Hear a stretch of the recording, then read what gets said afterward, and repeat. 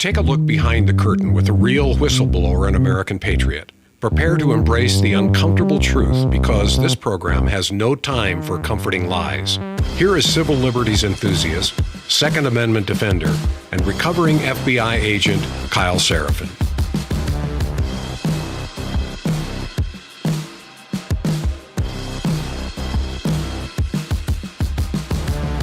Well, hello, my friends. Welcome to the Kyle Seraphin Show. Today is Tuesday. It is August the 4th. Thanks for coming along on this.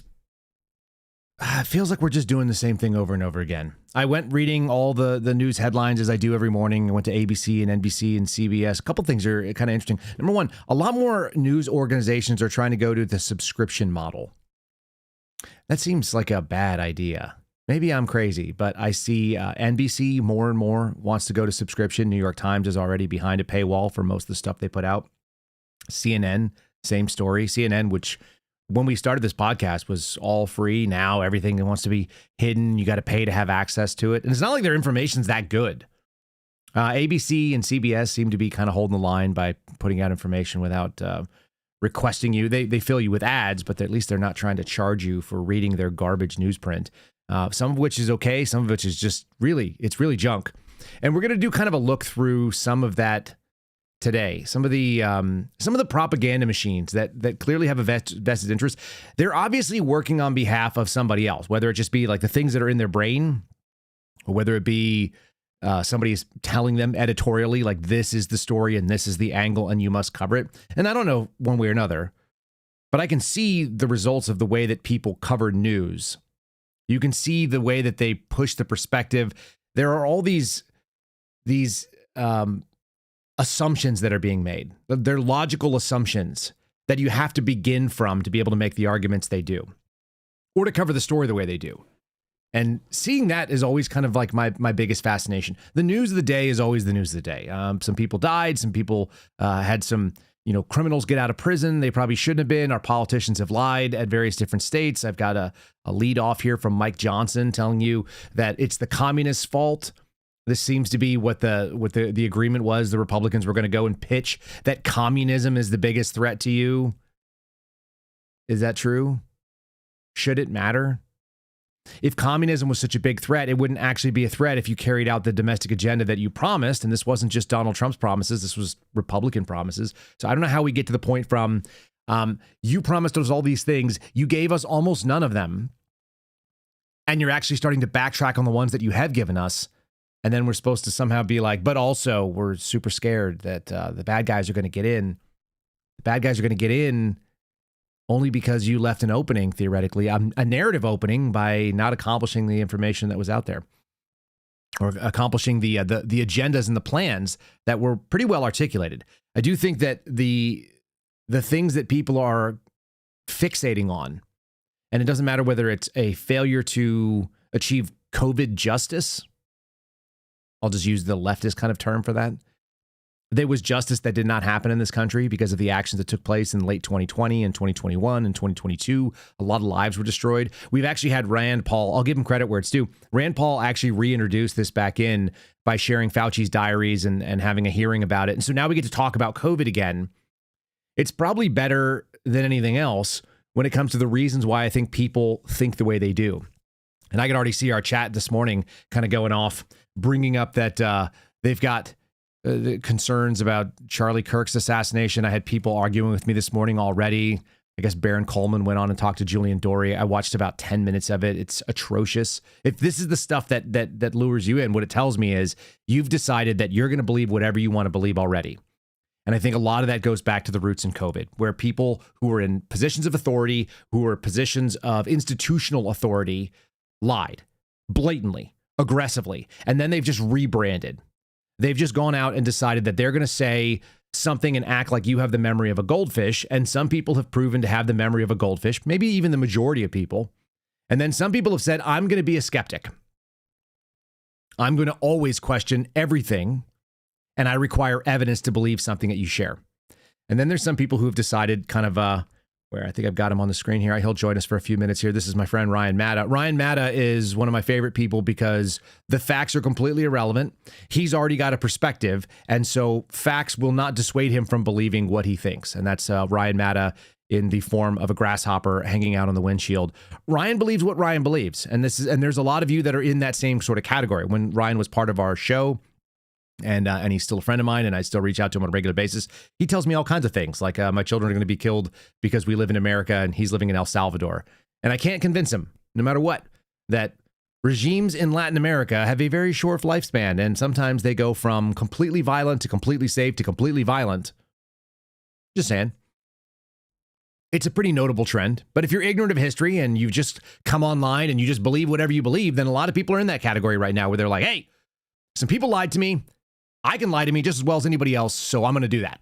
And what I like to believe is whatever wild things is come to my brain, and that could be flat Earth, and that could be that we're constantly having commercial airliners that are dropping chemicals on us. It doesn't mean that there's not some sort of chemicals being dropped by some planes, and they're not seeding clouds and stuff like that. But if you think that every commercial airliner is out there dropping trails on you and stuff, it's like, okay, well, you believe what you believe. These people also tend to believe in crystals or astrology and other things. Listen, you can't talk them out of that. We've had entire White House administrations that were run by essentially completely wild beliefs. Under Ronald Reagan, after he got shot, his wife was out there making his schedule based on astrological predictions. So it wouldn't be the first time that people have kind of gone off the deep end. But here we are in the deep end. After watching that thing that happened in the parking lot of the In-N-Out yesterday, or I guess that we covered it yesterday, but it happened over the weekend. This is probably as good a time as any. I had a couple people reach out to me talking about cross-body carry. And so if you did ask me about that, there are videos out there. I'll push them again up on Locals. I'll put them out there on our channels. I put them on Instagram. It's not really appropriate. Maybe I'll put it on X too. Silent, slnt.com/KYLE. I've done whole videos on how to draw a weapon out of this particular bag.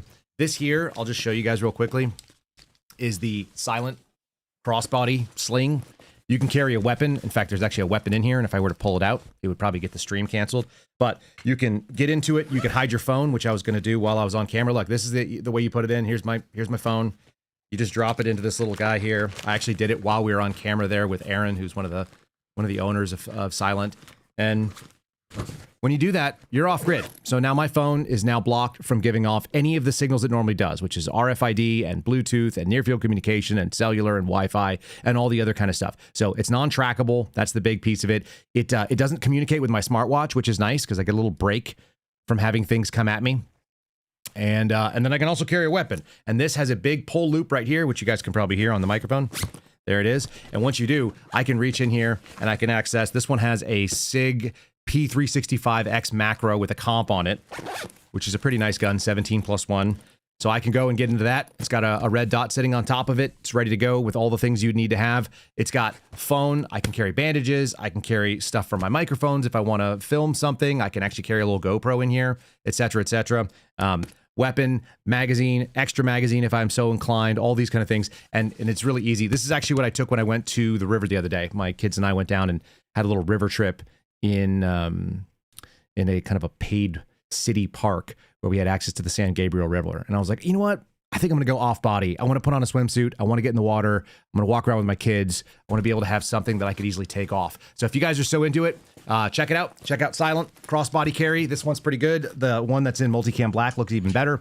You guys will get 15% off when you use the promo code KYLE at checkout. There's a link in the show description as usual. You can always find them on our Locals page at kyleseraphin.com. Again, slnt.com/KYLE. Get yourself off the grid, protect yourself, and maybe protect yourself in more than one way. Keep your signals and carry your weapon. All right, we're going to get into today's program starting right now.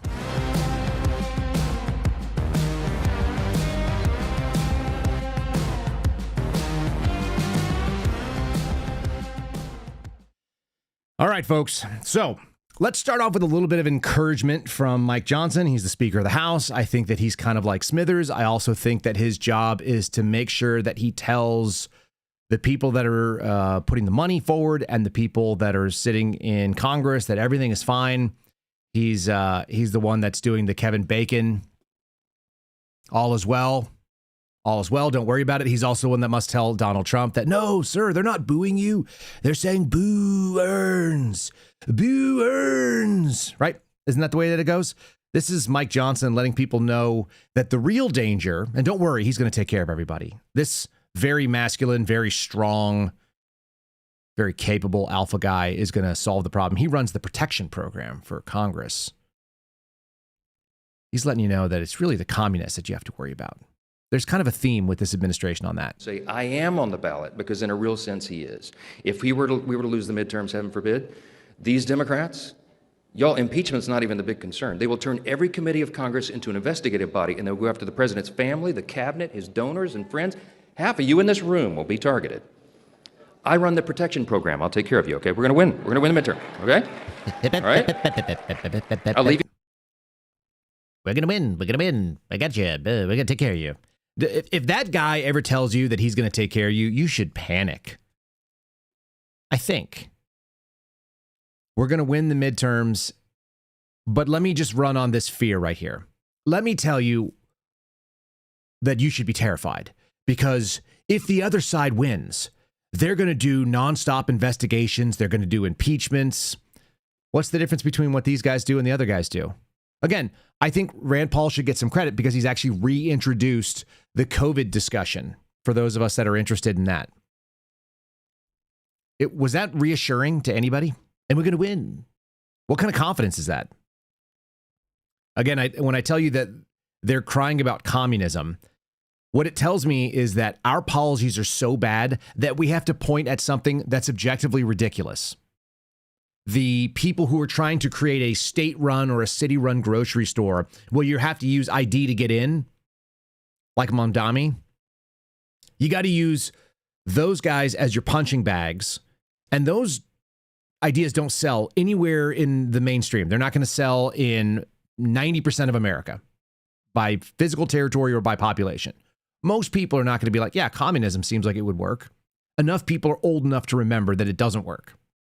There's a small number of people that are disenfranchised, and maybe they're, looking out in the economic landscape. And rather than do the thing that Donald Trump promised, here, let's just go to I feel like every day I tap this sign. I should get this laminated and just put behind me on the wall.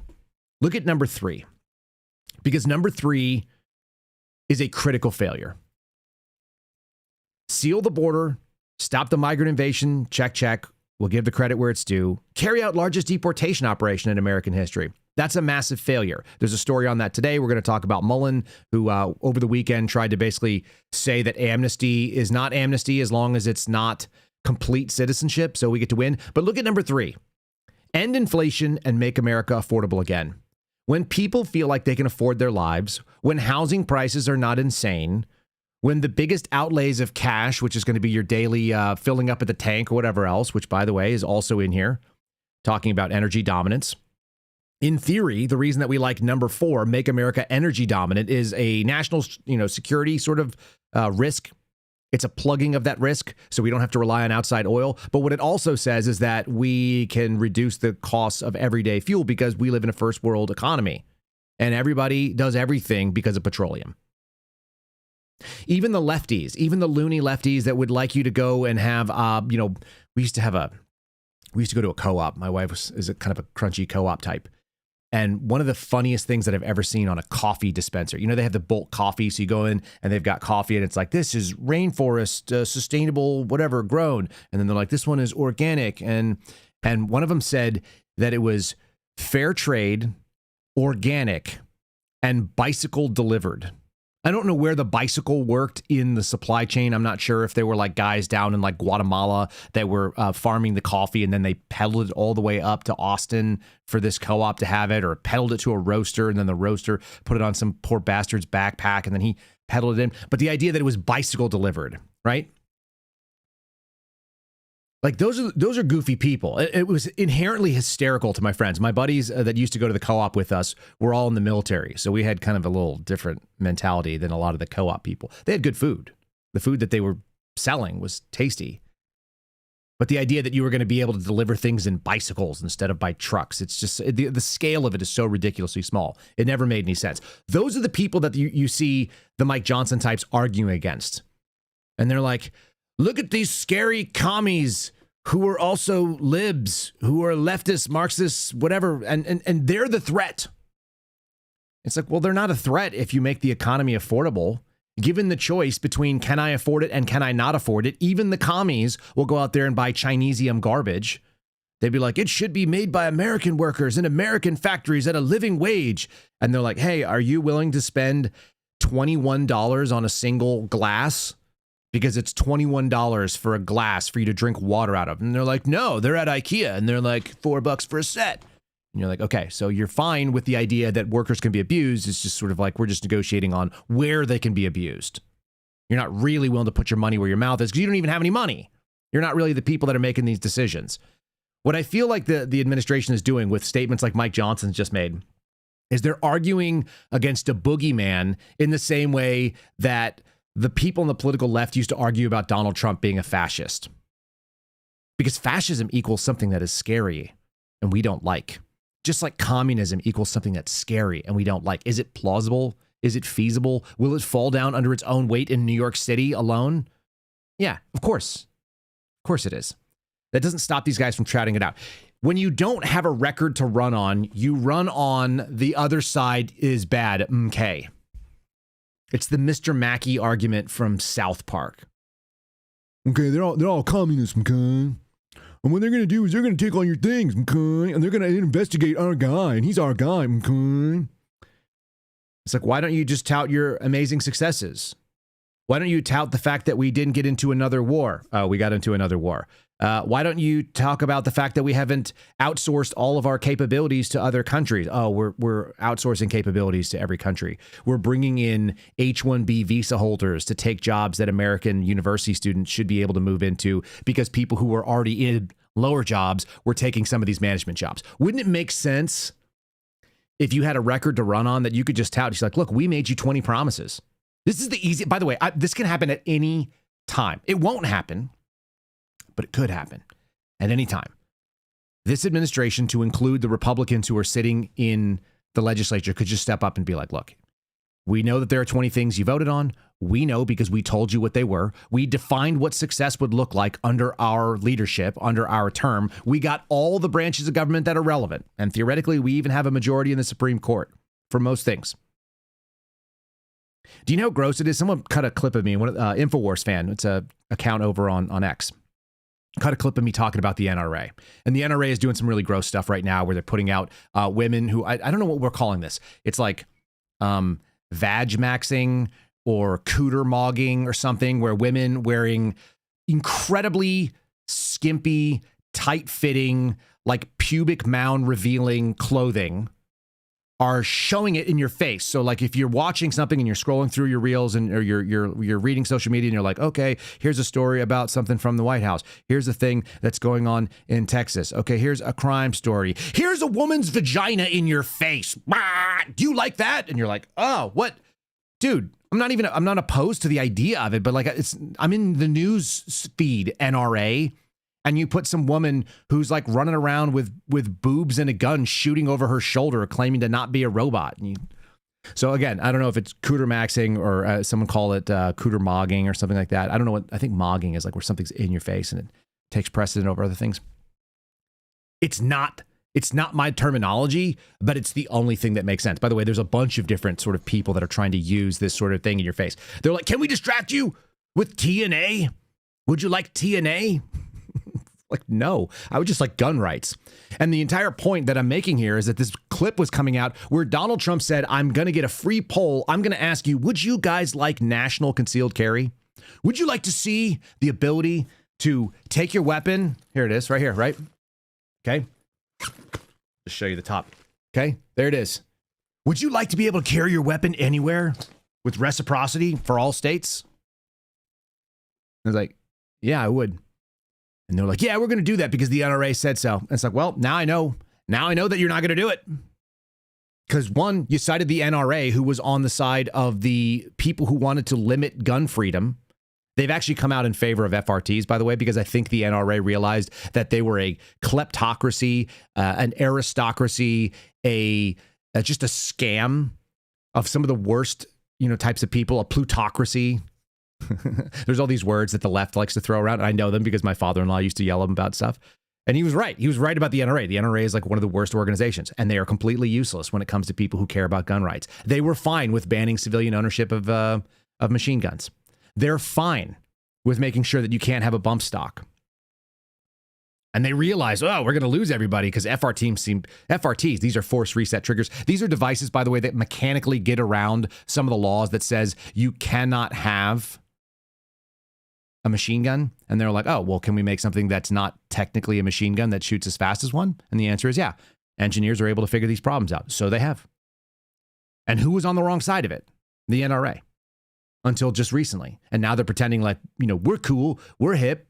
It reminds me of Dr. Evil from the Austin Powers series. He's trying to get a hug from Scott. And he's like, I'm hip. And he does the Macarena, right? 40 years after the Macarena was interesting. Donald Trump went out there and said, these people are behind me, so we're going to get national concealed carry, which basically I can set my watch to us not getting national concealed carry. I hate that. I hate being able to look at this list and be like, well, if you said we're going to have the largest deportation operation, I know we're not going to do it, because the momentum for the first 6 months that took place under the administration, it's gone. And so now we're just doing the opposite. Not only are we not going to deport people, we're going to make arguments in favor of amnesty. I've got some of that here. And rather than actually get success, and rather than actually do the thing that was promised to the American people, which, by the way, was a weird coalition of people who were kind of like hippy-dippy libs that didn't like vaccines. Do you remember how weird it was when you found yourself on the same side of people that were kind of the crunchy granola, Berkeley, Portland, Seattle people? And you were like, I believe in bodily autonomy. And they were like, I believe in bodily autonomy. Did we just become best friends? Should we make some room here? We're going to bunk our beds so we have more room for activities. And we're like, yeah. And we're like, you know who we want to be in charge of medical policy? A lifelong, kind of weird, privileged Democrat guy. And they were like, we do too. Yeah, we really like RFK Jr. And you're like, oh, weird. Okay. But only on this one issue. Like, I don't want him to talk about guns, and I don't want him getting involved in that. But I do like where he was coming from when he was saying maybe you shouldn't shove vaccines down people's throats. The hippy-dippy live people are not my enemies. I grew up around a bunch of them. My wife is a former one of them with still some of those sympathies, right? It's fine. The coalition of people that came together and said, America could be better if we focused on fundamental freedoms, if we made sure that American policy favored Americans first. And people that were kind of like on the left with that instinct were like, oh, yeah, I get it. Makes sense for me.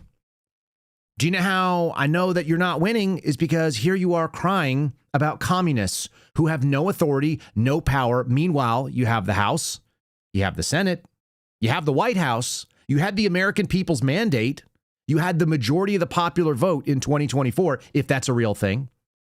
And I keep saying that because I just don't think it is. I'm going to be consistent when I say that I don't think voting is real anymore. But what you had is you had a sentiment by Americans that something needed to be done. And that something was focus on this country. 25 years of foreign wars? Yeah, we're kind of tired of that. Do we want to send our kids overseas to go die for other countries, for other conflicts somewhere else? Nah, not really. How about oil? Also not really. How about we drill here? There was this focus, and it got more and more intense through 2024 and the beginning of 2025. When the Trump administration walked in, they promised one thing. And all they got to do at any moment, don't point to the communists, start doing the thing you promised. The end. And make America first equal something that's not like TM. And that also means we also do whatever neocon policies are that start foreign wars. No. Actually focus in on what do regular American people want to do. You'll have everybody loving you. You can do it tomorrow. You could do it this afternoon. You could not have people like John Cornyn and Tom Tillis like crying about whether or not some J6ers get reparations for having their lives destroyed, where thousands of families were destroyed because of what? A governmental psyop, a media push to act like a couple hundred people represented every single person that voted for Donald Trump. And instead of getting that, instead of getting like COVID truth, COVID-based justice, and J6 justice, because they are very deeply related, how about election integrity? You could do any of those things. or you could point to communists. After his election, the president invited him in to have productive conversations about the future of our country. However, I know the president and many Americans are extremely concerned how far left the Democrat Party is moving. You see these candidates. This is not your granddaddy's Democrat Party. These are communists. The president is right to call them that. They want to abolish private prisons. They want to abolish the police. They want to abolish private property. These are radical Marxist ideas that have never worked in the history of the world. And Did you notice, too, the little slip in there where she said they want to abolish private prisons? I'm not real crazy about private prisons. Maybe you guys are, but that always seemed kind of problematic to me, that they're operating on a profit schedule. All right, so that's kind of troubling. But again, why are you talking about something that's a fringe idea? Do they have any institutional control? No. Why are they getting headway? Is it because you failed to do the things that you said you would do? Is it because there's an entire domestic agenda that you laid out and you're just pointing out that you can't do it, but the other guys would be worse in not doing it? You want people to think otherwise? Don't do what you said. That's how that works. Kind of gross. Stephen Miller made the same points. Again, when the White House press secretary, when the Speaker of the House, when the chief of staff or the deputy chief of staff for policy is saying the same things and they're all on the same page, and we've proven this a couple of times over. But if you're crying about communism, when theoretically you're the one controlling the country, you're just telling me that you can't do anything. And so this has been a bigger question. Who really choked? Today's program is entitled Choked and has to do with Jeanine Pirro, who is not someone I like very much, but apparently went to the White House the other day to talk about whether she, quote unquote, choked on prosecuting someone for vandalism, when in fact the DOJ has evidence that points out that it wasn't vandalism. The reason why the reflecting pool, which is, by the way, a construction project, in theory, Donald Trump doesn't do construction, but he supervises construction. He owns companies that build things. That's what they've done, right? Then they develop hotels and properties. And so I imagine they had pools and they had golf courses and they had water features. And then they had, structures going upward and downward. He even compared the reflecting pool to a skyscraper that was laying on the ground, right? That was some of the stuff that he did. So if your major competency in the world, the reason why people know who you are is because of building things, it would be kind of devastating to realize that you picked a bad person. And I don't think he personally picked it. But at some point, doesn't the buck stop with the boss? Isn't that the way that it works in your companies? Isn't that the way that it works in real leadership? That if something goes wrong and you're at the top, then you're the one who has to own it.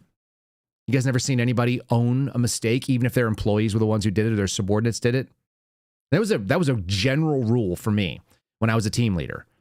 That was a general rule for me if I was in any position of leadership ever. If we screwed up, and that we equals all of us, all the people, even if I'm the one who made the final decision, it's going to be on me. And if somebody else did a great job, then you reach up and you go, okay, that person did a great job. You highlight the successes of the subordinates and you own the failure of everyone by being the leader. That's what leadership looks like. And we don't have it. We got people that are crying about communism. This looks very, very specifically to be a cop-out, a failure to acknowledge that you promise things, you're not delivering it. So if anybody else can take the blame, or if we can scaremonger you into anything else, that's what we're going to do. Here's Stephen Miller doing the exact same thing you heard Carolyn Levitt and the Speaker of the House do, and the Speaker of the House did it yesterday. The left has been trying to shove Marxism, socialism, and communism down the throats of the American people for generations now. They ultimately were not able to do this during the Cold War because the middle class revolted against communism and Marxism and social engineering. The left shifted their tactics. The Democratic Party shifted their tactics to use migration as a weapon to break down the middle class and to gain political power and control in this country. They used migration to destroy our public education system, to destroy our healthcare system, to destroy wages and working conditions for the middle class of this country, and in effect, to destroy social and community cohesion. And then in that rubble, in that chaos, in that conflict, to then try to articulate the need for ever more government control, ever more government redistribution, ever more government power, and then to ultimately import voters to then support that agenda, to import voters who do not believe in limited government, who do not believe in the U.S. Constitution. And that is why you are seeing now this violent insurrectionist revolt by the Democrat Party against immigration and customs enforcement. You see video after video after video of Democrat shock troops in the streets hurling rocks at ICE officers and Border Patrol in their vehicles, firing projectiles at them, violently assaulting them, and yes, opening fire on them. Multiple assassination attempts against our brave and heroic ICE and Border Patrol agents, and barely a word of condemnation from the Democrat Party. In fact, the Democrat rhetoric calling our ICE officers, calling our Border Patrol Nazis and Gestapos and fascists, demanding as they do that ICE leave their communities, this nullificationist rhetoric. Does any of it matter? Do they have official authority? Are they in charge of the federal government? If the answer is no, then the question is, why are you bitching about it? We already had an election about which policy was going to win out, which one was more popular. And if you believe that the elections are legit, or even if you just believe the polling, the numbers were in favor of the people that said, yeah, do something. So you're going to go on a friendly television program like Mark Levin's on Fox News to bitch about something to a bunch of people who already agree with you. And all you're doing is saying the reason that we're not doing our job is because those people are meanies with rocks. Meanwhile, we have Border Patrol officers who are wearing helmets, body armor, carrying M4s, fully capable of dealing with violence. All you have to say is if they get involved in violence, and if you define the deadly force to be that, oh, you're throwing a rock, that is the potential of knocking somebody out, cool, we're going to shoot you in the face. Should you throw rocks at cops? You probably won't do it very many times if you get shot in the face. Where were those tactics? They already accused you of being fascists and Nazis. So you're not going to beat the allegations. You're just going to go out there and do the job. And if the job means that it affirms what people who don't agree with you already believe, who cares? But they lost the steam. And so rather than do the job, what they've decided to do is do the bitching about it, do the crying about it and saying, look, communists, with no evidence. There was a big story today, I think it was over at Politico, that said that the political mantle of Bernie Sanders, who is ineffective. Bernie Sanders is only in an elected office in a place that doesn't matter. And if you live in Vermont, politically, it doesn't matter. It's a tiny state with weirdo ideas, and you have a quote-unquote independent who's like a hard left, far left goofball who's 1,000 years old, who's a multimillionaire claiming that people are worried about oligarchy. He's worth more than almost everybody that you've ever met. Period. And he did so in politics with no particular competencies other than slinging bullshit. And they've decided that they're going to hand the mantle of Bernie Sanders on to AOC. So from one sort of like grifty con artist to another who's slightly prettier with a better body. Okay, who cares? So what? What does that matter? Who has the House? Who has the Senate? Who has the White House? Who theoretically runs all the executive agencies? Who's supposed to be going after what actually matters? Who's supposed to take the mandate that they claimed that they had and then turn it into policy that is actually effective? Who's going to go out there and do the stuff like get rid of all the people that shouldn't be here that Stephen Miller was talking about? Who's going to work on affordability if that's what you're interested in? Meanwhile, you've got our president saying that housing should remain expensive because it makes older people feel wealthy with their inflated dollars so they can pay higher property taxes.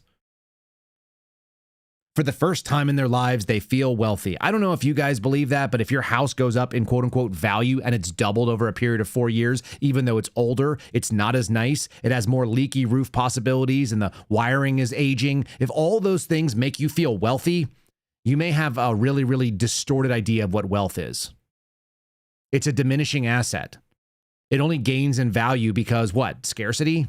Because our dollar is worth less? That's what's going on. Your dollar's worth less. I thought he was going to work on inflation.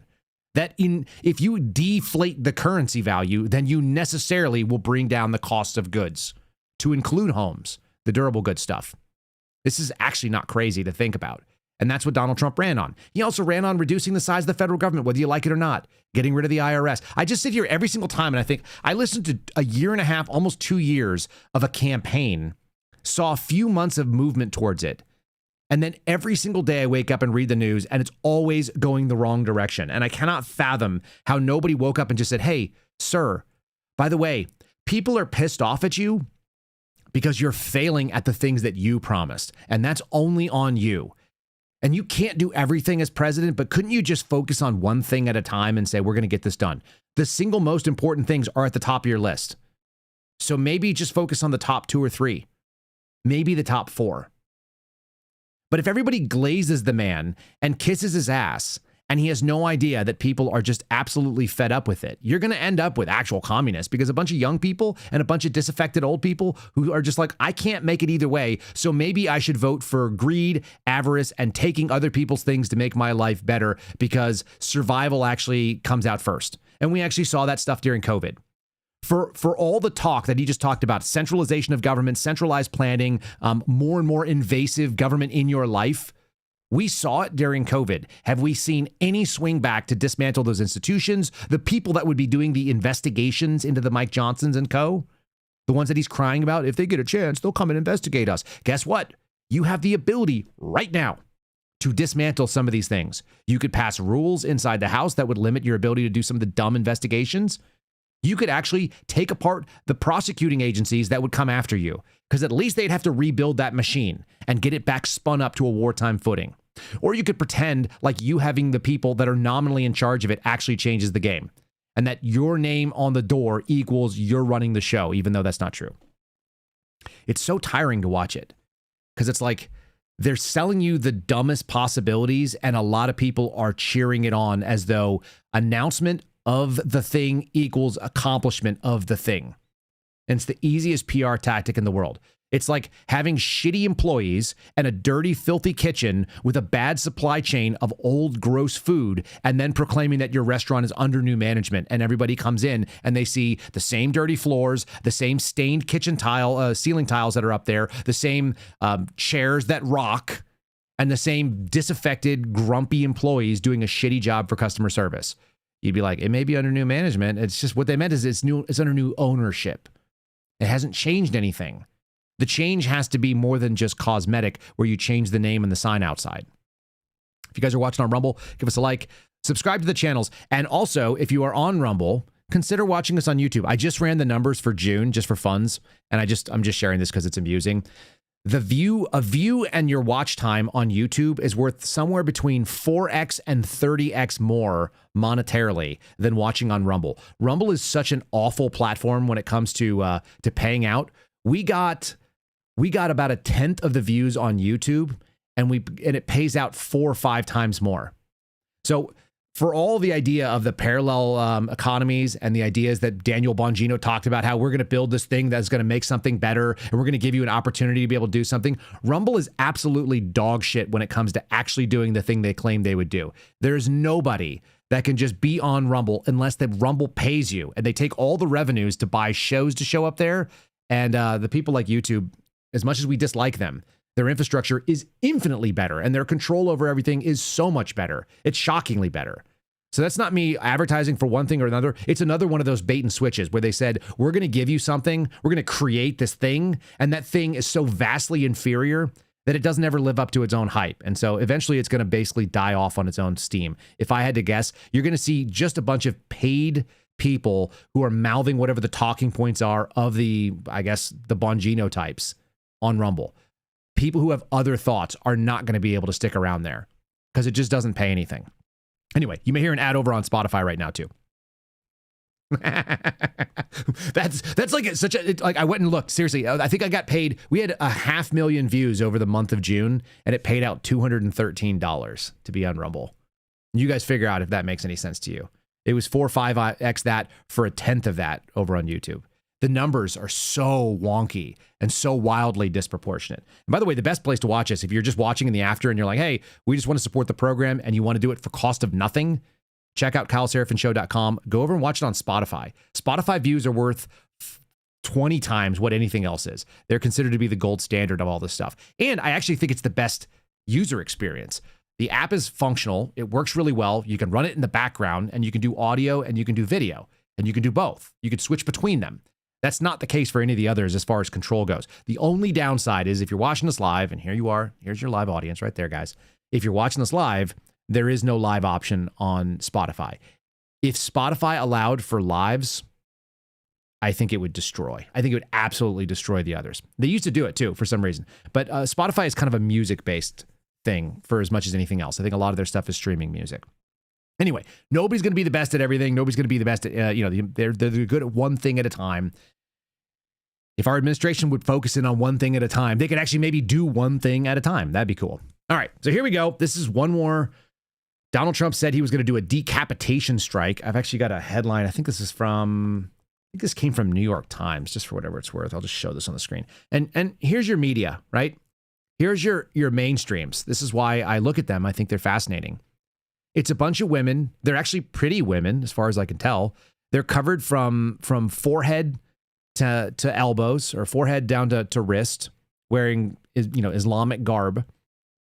They're holding up pictures of the Ayatollah who was killed. And it says, Trump threatens Iran with a decapitation strike as the Houthis claim a strike on a Saudi airport, because the fight in the Middle East has expanded. I'm going to just go back to our Agenda 47, the 20 core promises to the American people. Prevent World War III, restore peace in Europe and in the Middle East. It seems like a really straightforward thing. We're going to work on restoring peace in Europe. I don't know that we have a fight in Europe. Oh, wait, yes, we do. It's called Russia versus Ukraine. That's ongoing. There was news over the night that there was a Ukrainian drone that hit a Russian resort town, killed like 6 or 7 people that were just swimming around in the water. There's video footage of a drone coming in and smoking a civilian target. So that's ugly. And Donald Trump did claim, one day, I'll fix Ukraine, Russia the first day. And even taking him at hyperbole, wouldn't you think that that's something that would be a priority? And not getting us involved in this stuff? All right, so here you go. This is the New York Times. This is an archived link. I'll post it over at on the comments for Rumble and for YouTube, and we'll put it up on kyleseraphin.com underneath the show. An emerging deal could cement Iran's control of the Strait of Hormuz. Could cement the thing that they didn't have before. So Iran is making gains. Is that what it says? This is coming from the New York Times. So we take it with a grain of salt. The deal would address President Trump's most urgent political problem by allowing ships to move again, but it would give Iran strategic leverage that it did not have before the war. Okay. Iran. Let me see here. I think I have a little. There we go. I'm going to read some of this article here. Iran and Oman are closing in on an agreement to reopen shipping traffic through the Strait of Hormuz.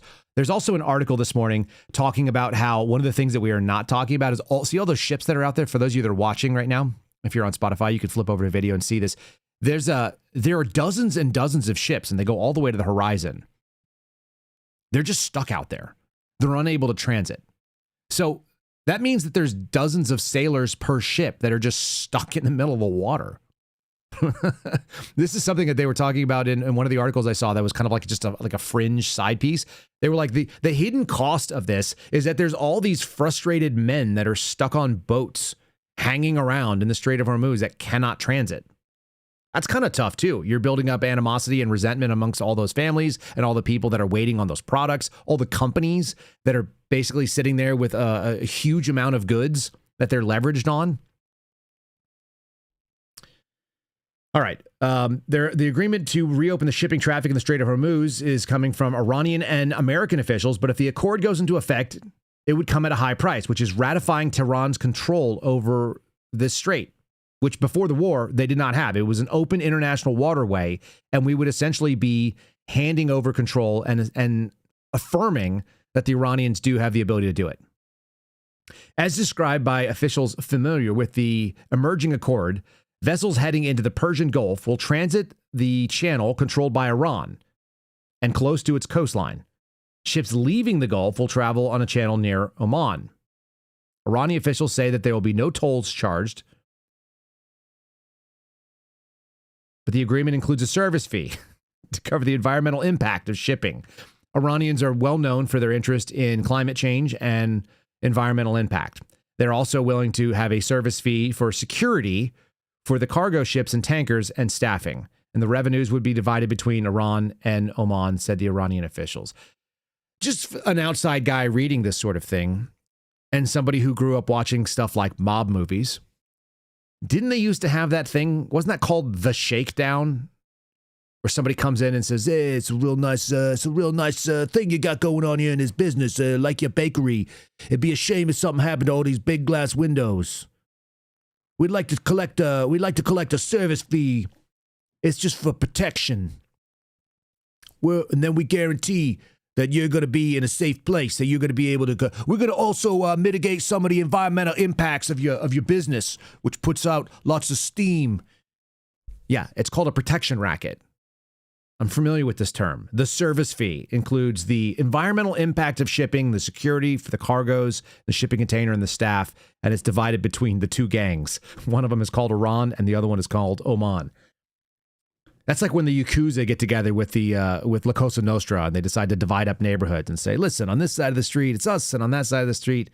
And then there's some bowing and some, like, I don't know, high-fiving or fist bumps or whatever it is the Italians and the Japanese do. A U.S. official familiar with the negotiations on Monday said that the Iranian account was not accurate. And so, we have to believe them. We have to believe what the United States officials say, who are not willing to even give their names, but they are willing to say that what you guys got is inaccurate. Because that would be devastating to what we're trying to claim. That would make us look very weak and stupid. It said that any temporary routes established through the strait would not involve approvals or permission by Iran, and it would involve no tolls. Well, they already said it wouldn't be called tolls, and they actually did it the way that our government does things. Listen, it's not going to be a toll, okay? It's a service fee. It's not going to be a service fee. It's actually going to be a tax, and that's how you know it's allowed, right?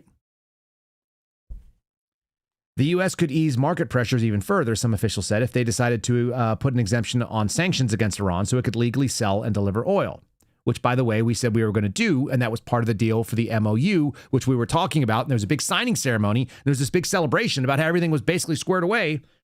And then suddenly, then it wasn't. It was all good right up until the point when it wasn't. This is CBS News talking about how Trump is threatening decapitation strikes, which they've already done some of. They've done some of the decapitation strikes. That was the original. That's why there's a woman with a picture of the Ayatollah sitting at the front page of the New York Times, because they killed off a bunch of the leadership. And maybe I'm crazy, but I heard this was going to be a 3 or 4 day engagement, and we're now into the 6th month of that 3 or 4 day engagement, and we've won it a million times over. We've won it almost every single day. At some point, our government loses legitimacy. It's the boy who cried wolf tactic. You can only say things so many times. You can only cry communism so many times that when you actually get in, imagine if the boy who cried wolf showed the wolves, and then people showed up, and then they saw the wolves, but then the boy, rather than using the villagers to take on the wolves, just like gave the wolves high fives and then gave them subsidies and invited them to hang out and have lunch with him. And then when everybody left, then he starts crying wolf again. And they're like, hey, you were the guy. Like, you had the whole mob behind you. We were going to do whatever you wanted to do. And instead of going after the wolves, what you decided to do was, I don't know, fleece the crypto markets and release insider trading information so that people could buy faster access to your social media platform that you own 41% of. And you're going to sell off the ability to get microseconds or milliseconds faster access to some of your nonsense that you're sharing so that people can trade faster. Yeah, we don't really care about those wolves anymore. This is what CBS says you must know about the war today. Should we find out? After backing down on tax against Iran to allow for negotiation, President Trump said, I want to give them every last chance before decapitation. We'll see what happens. This is described in the social media realm as the taco. Trump always chickens out. I don't think it's chickening out to not want to destroy a civilization or to do some massive bombing campaign. I prefer that he not do that. And the only reason I prefer that is because Donald Trump ran on being the president of peace and being the president who was going to start no new wars. So anytime that he wants to walk away from the new war, that'd be fine with me. I just don't think that the ego allows it. So he has to continue to posture and saber rattle. It's just like when you make a threat against your kids, though. If you keep telling your kids that you're going to paddle their little butts, and no paddling of butts ever happens, at some point, people just look at you and go, maybe not. Maybe you're not going to do the thing that you claim you were going to do. Do you remember that we had tweets or Truth Social posts? They came out and Donald Trump on his own social media platform and sinking of the market said that an entire civilization is about to disappear from the face of the earth tonight. Do you remember that guy? How many times can you make that threat where people go like, at some point we just think you're bluffing? Is he crazy enough to believe that like everybody's going to just sit there and think that he's constantly telling the truth as he gets older and less bold? I mean, he still might do it. But it is kind of, it's kind of destructive to your credibility to keep making claims like, I want to give them every chance before we do a decapitation strike and then not do it. He called their leadership unbelievably duplicitous. That's how you negotiate. You talk shit. I feel like our administration has been kind of duplicitous. And that's not any love for Iran. I don't have any particular love for Iran at all. If the campaign promise had been, we're going to wipe Iran off the map, and we're going to do it with our friends Israel, then you could go, oh, okay. I'm voting for that, or I'm not voting for that. Or I'm voting for, like, let's say, J6 justice. I'm voted for some COVID accountability, and we could do all those things. And if that means that also I'm voting for the guy that wants to go after Iran, at least I know what I'm getting into. But that's not been the case. At least not the way that I see it. Again, let's talk about the domestic agenda, since that's where it ought to be. The United States ownership in the capital market by level of wealth.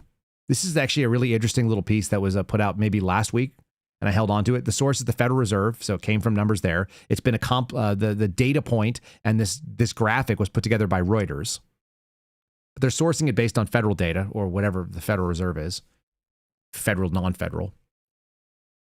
When you look at what people have, and when you say that you want to make America wealthy again, and you want to make people feel like they're prosperous, if you're going to quote unquote make America great again, look at the degree, the amount of things that are owned by the wealthiest people in this country. And by the way, Donald Trump is one of those people. The wealthiest 1% of all earners they have 50.1% of the wealth in the capital markets of the United States. And if you go to the top 10%, you add another 37.3. You're now at 87.4% of all wealth. If you go to people that are in, let's call it the middle class, that's the 50th percentile to the 90th percentile of earners. This should be the normal amount of people. Only 11.7% of wealth is held there. That is very, very top heavy. And the bottom 50% of earners basically have 1.1% of wealth, which is essentially nothing. It's a forgettable amount. So when half the country's earners basically have no skin in the game, that's fine, I guess. A lot of people make terrible financial decisions. I'm down with that. But when the 50th percentile to the 90th percentile only have a little bit over 10%, they're under 12%. And the top 10% own almost 90%. 87.4. That's craziness. The thing about America, and the reason why America used to be considered to be a great place and why people are saying it's not, is that the American experience involved that the great families in America were always rising and falling, that people were making enormous wealth and then they were not relevant anymore and new families would come in. I mean, consider that the wealthiest person in the world, or at least recently was, that the Elon Musk types came out of what? Was he a top 1% in the history of the world? No. So we have sold the idea. The American dream is that you can have a better economic status with hard work, which equals eventual success in this country. That was the belief. That was the value pitch that the American middle class offered people, that you can have something great through hard work. And if that's not the case, and if it turns out that basically, like money, the biggest wealth transfer that ever took place, at least in the last 100 years that I'm aware of, took place under the COVID regimes, of which Donald Trump had something to do with. He doesn't get a pass. You don't get to tell Stephen Miller to go out there and whitewash it and say that it's not there, that it didn't happen. Because some of us actually remember Donald Trump had the ability to pardon all the J6ers the day before. It would have been a bold move, but if you're already out of the office, wouldn't you want to take care of people? Wouldn't you be able to pardon anybody that wasn't charged with a violent felony? That would have been a reasonable move. They could have created some framework for that.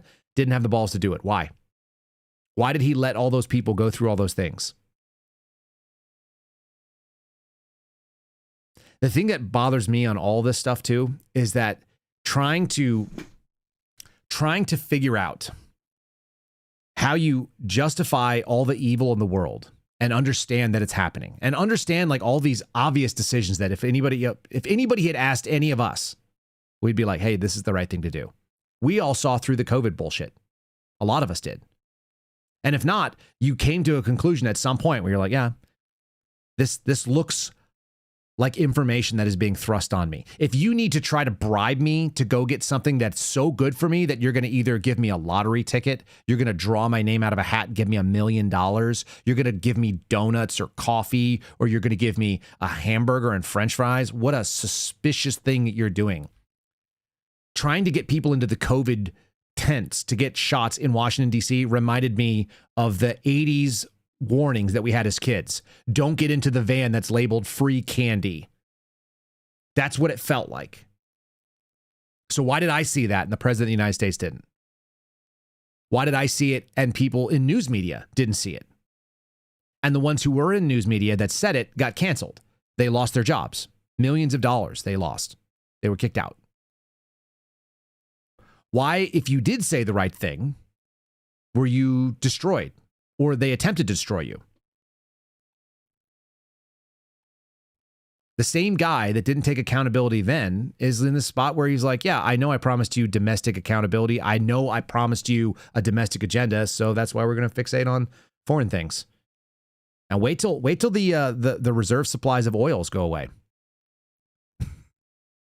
There's multiple stories right now from multiple outlets. They're basically tracking that the United States is on the cusp of, we had a little bit of a bleed off when they opened the strait for a couple of days. We're on the cusp of either having a global oil shortage, and it could hit as late as or as early as this winter, right when it matters. We shall see.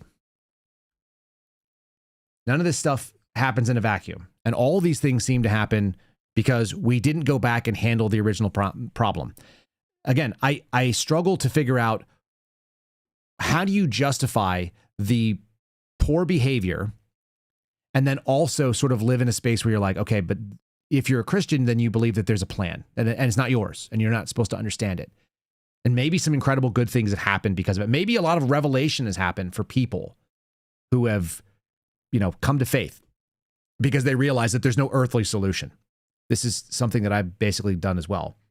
It's hard, though. It's hard to be a man who believes that you're supposed to proactively solve problems and then also surrender to believe that you don't actually have a say in that and that you probably can't move anything important. This is why I've alighted on the 6 F's that I kind of push out there. Because people always go, well, what's the solution? It's like the solution is calm down. Submit to authority that is greater than you because you don't have the ability to fix this. We can't do it from this podcast. I assure you that none of you could individually fix whatever the hell is going on, and you just don't have the ability to do it. We're not given that. So then you got to just say, well, what can I actually affect?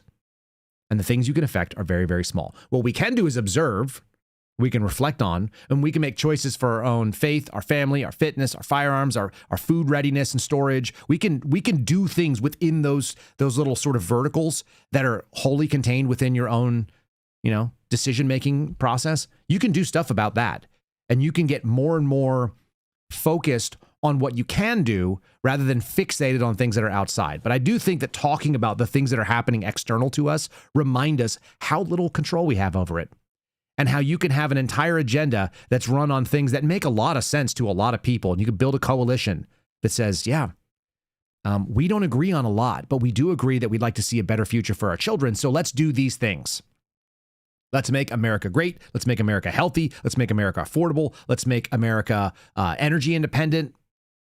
Let's make America focused on America. On board. Yep, everybody's on board. Okay, good to go. And what do you get? Watch out for communists. The communists are going to take over. That's what you end up getting. That's tough. All right, I brought up revenue stuff earlier, but that's just a way of saying that for all of you that are watching, I appreciate wherever you watch. If you guys watch, it's all beneficial, and part of it's because you get exposure to our sponsors. They pay for access to you. I'm very transparent about that. They pay me to tell you about their products. Their products are very closely selected. I turn away more sponsors than not to my financial detriment, to the frustration of the advertising agency that works with me. If you guys ever want to find the people and you're like, hey, I heard about something on Seraphin Show and, maybe I'll go look it up. You can scan the QR code that's on the screen right now. You can also go to kyleseraphin.com, and it's the pin post. You don't have to be a member of Locals just to get there. It's the pin post. It's the first thing you'll see. It'll give you a list of the people that are involved in advertising and supporting this program. And you guys are part of that too, including the people that are members of Locals, that are members of the YouTube channel. If you guys want to sign up as a subscriber, it's like $5 a month. I think it's the same. It's $2 a month for some reason on X, because I do so little for just subscribers on X. But what you get is you get the call in on Thursday show. Tell us what you're thinking about. You can share it with the rest of the audience here. But also, more importantly, you're just keeping this sort of like in an independent thing. And when you guys sign up to be part of this channel, you're keeping me from ever making a decision where I'm going to, sell some credibility and take on some garbage sponsor. I won't do it anyway, to be fair. Like, I'd rather shut the channel down and not be able to do this than hawk some products that I don't think are any good. I just won't do it. I just won't take on anybody that's not legit. So when I do it, like, if I haven't used the thing and said, yeah, that's something I would spend money on, then there's no way that I would come and recommend it to you. And granted, like, you guys know me and I don't know you individually, but that's our deal. That's the deal here. I won't say something that I don't believe. I won't take somebody's money to hold a position that I don't actually believe in. Because at some point in time, I'm going to be accountable for everything that I've said, whether it be on Earth or after. So I can only operate the way I know how to operate. That's why I made apparently a terrible FBI agent when they were doing the COVID stuff. All right.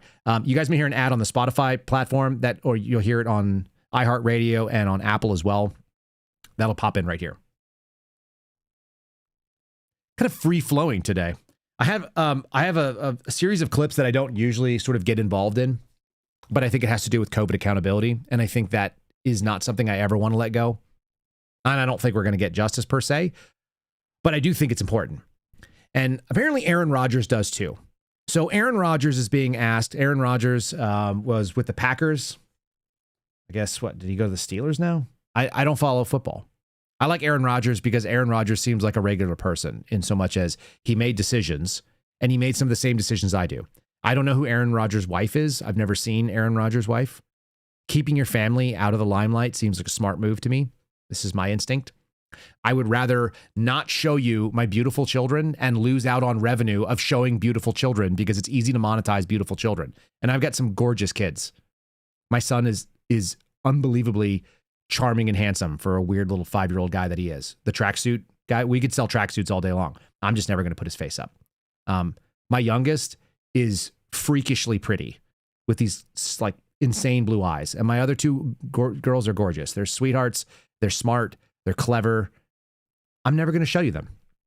That's not what I do here. So I've got 4 kids. I won't monetize them. I'm listening to Aaron Rodgers. And when I look at it, I go, oh, okay, interesting. Here's a guy that was demonized because he made decisions based on the information that I had access to.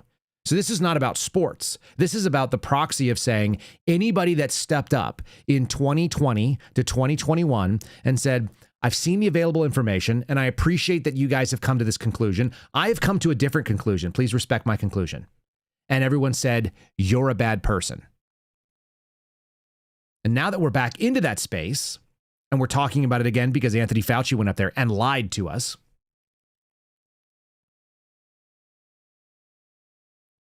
this is a poignant moment to point this out. Again, this I don't think is about sports. This is just about people who got notoriety for sports and then also were hated by a lot of people. We're called stupid. We're called potentially murderers because of the way that they presented themselves in public. Got a couple clips of Aaron Rodgers talking. This is on the, what is this? Pat McAfee, something like that. All right, this is on ESPN. A couple times today, because you've been very open about coming back for this year, last rodeo, and you talked about your wife saying, hey, have another year. Mike McCarthy being here, obviously a big deal. Can you tell us about the mindset of coming into your last season? Like, that's a real thing, it feels like, because is everything better? Is everything funner? Is everything more awesome? Like, how do you kind of view this year versus maybe the years of the past? I'm going to plead the 5th. Okay. Okay. Okay. Gotta love that guy. Okay. like that absolute coward, Tony Fauci. Absolute coward. Yeah. Hey, it's back, Are baby. you kidding me? Yeah, 111 You times. got a pardon and you're in front and you pleaded over 100 times at the White House. What are you scared of, Tony? I thought you were the science. Yeah. I thought you were I am science, and you get up there and you can't answer a question. Yeah. What are we doing? baby. And how much time did the network spend at that? How much time did they spend on my responses every week, on my vaccination status, on Taylor and Travis's wedding? Did they do even a minute? Did they do even a minute on Tony Fauci? No, I don't think I've heard anything. I bet they didn't. But on that note, Then there was another scandal this offseason, too, involving a voter for MVP, for Coach of the Year. How much time did your network spend? Where's your Kim? Did your network spend on our that? network. I wish How much time did you spend? How much time? Therefore, although it pains me to do so, because of the respect I have for the legislative branch of government and my decades-long record of cooperating with Congress, under the advice of my attorneys, I will invoke my right under the Fifth Amendment of the Constitution to refrain from answering your questions. Thank you. So there's the reference. And he called him an absolute coward, which I think has been consistent. Some people are consistent. You could look at them and say, somebody said something. They continue to say something. I can get on board with either that he said this or he didn't say this previously. And was there a moment where he changed his opinion because of some information and shared some facts and said, hey, I had this conversion moment. I used to believe one thing and now I believe something else. Or are they people that flip-flop and they never acknowledge their previously ridiculous positions? We had COVID amnesia for a lot of people. Amnesia, not amnesty, when we should have had accountability. And accountability means you own up to the thing you did. You own up to the way that you behaved. You own up to the fact that you alienated and you ostracized and you othered and you dehumanized huge swath of this population, 10, 15, 20% of the American public. And something's supposed to happen. And by the way, you were wrong. And you might have known that you were wrong, in which case you were a dishonest, evil liar. Or maybe you were just someone who was easily swayed because you believed in institutions and you don't anymore, or you're confused. You're struggling. You're at CNN and it's hard to compute. Maybe you're that. One more thing from Aaron Rodgers. He's talking about kind of the backstory here. And he brings up, some of us didn't forget what this was. The guys like Ice-T, who lost out on a $9 million movie deal. Basketball players who lost $10, $12, $15 million by not signing contracts because there were requirements on them and they weren't going to do it. There were some people that were pretty heroic. Now, they may have already had a whole lot, and there may not have been a lot for them to lose, but it's a lot to lose for anybody, I think, at the end of the day. If you don't get to do the thing that you wanted to do, if you spent your whole life training to be a nurse and you don't get to be a nurse anymore, and I met people like that, it's heroic to say no. It's martyrdom is what it is. And that's the thing we don't use. We haven't talked about that on this program in quite a while. Was it Ice Cube and not Ice-T? Okay. Yeah, Ice-T's the other one. He's the one that was on, he was the one that was always confused on the Special Victims Unit. Ice Cube, tracking. If you had an opportunity to do something and all you had to do was bend the knee and you didn't bend the knee because you knew that bending the knee was wrong, that's white martyrdom. You're willing to say, I have conviction, I have principles, and I'm not going to do the thing you said because I think what it is either illegal, immoral, or unethical. It might be outright evil. There were people in my agency that did that. Small number. There were some people in the other federal agencies that did it. Small number. They have not been made whole. They have not had they have not been accounted for. There's not been an accountability. There are members of the military that were kicked out. They spent their whole life training to do a certain skill set. They expected that they had, another 10 years maybe to keep working. And suddenly they were looking around going, okay, I have no more ideas. I have been kicked out. That was the conversation we had in my house. Some of you had it too. I spent my whole life training. I have a investment in a business. I'm running a restaurant. I'm running a store. I'm running a traffic. I'm running like a logistics chain. I've got trucks or something. I have a medical skill. I have a medical practice. People who did information, they were doing entertainment. You can no longer do those things. They just said, your career is done right now. No warning. and you had no backup plan? How many people have diversified their thoughts based on that?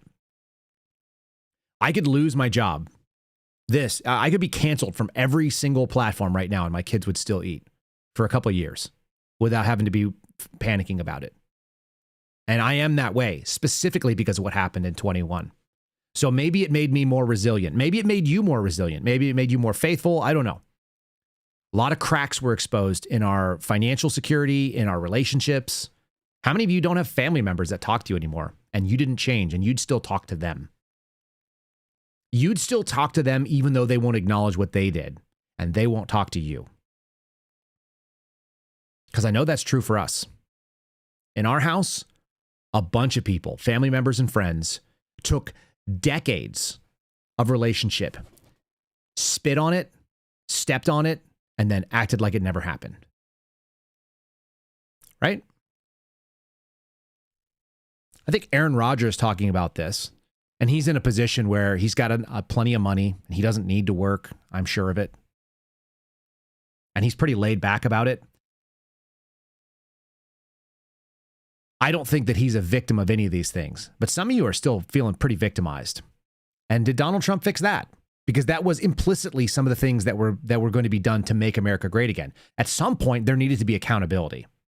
Weaponized government was a catch-all phrase for all the weaponization. And we're going to get to Jeanine Pirro in a second, because I think Jeanine Pirro might have actually done the one thing you're supposed to do when you swear an oath. And it has nothing to do with who your boss is or what they ask you to do. If they tell you to do something illegal, immoral, or unethical, you have a responsibility to say no. Many of you already know what that costs. I'm no fan of Jeanine Pirro, but if her office put out a dismissal of an indictment because the information they had no longer substantiated the fact pattern, she might need a suspendables pin, especially if she loses her job over it. We may have to send her one of our pins. I still have some off camera here. Look at this. I have a little baggie, like a little gold bag here. Here we go. There.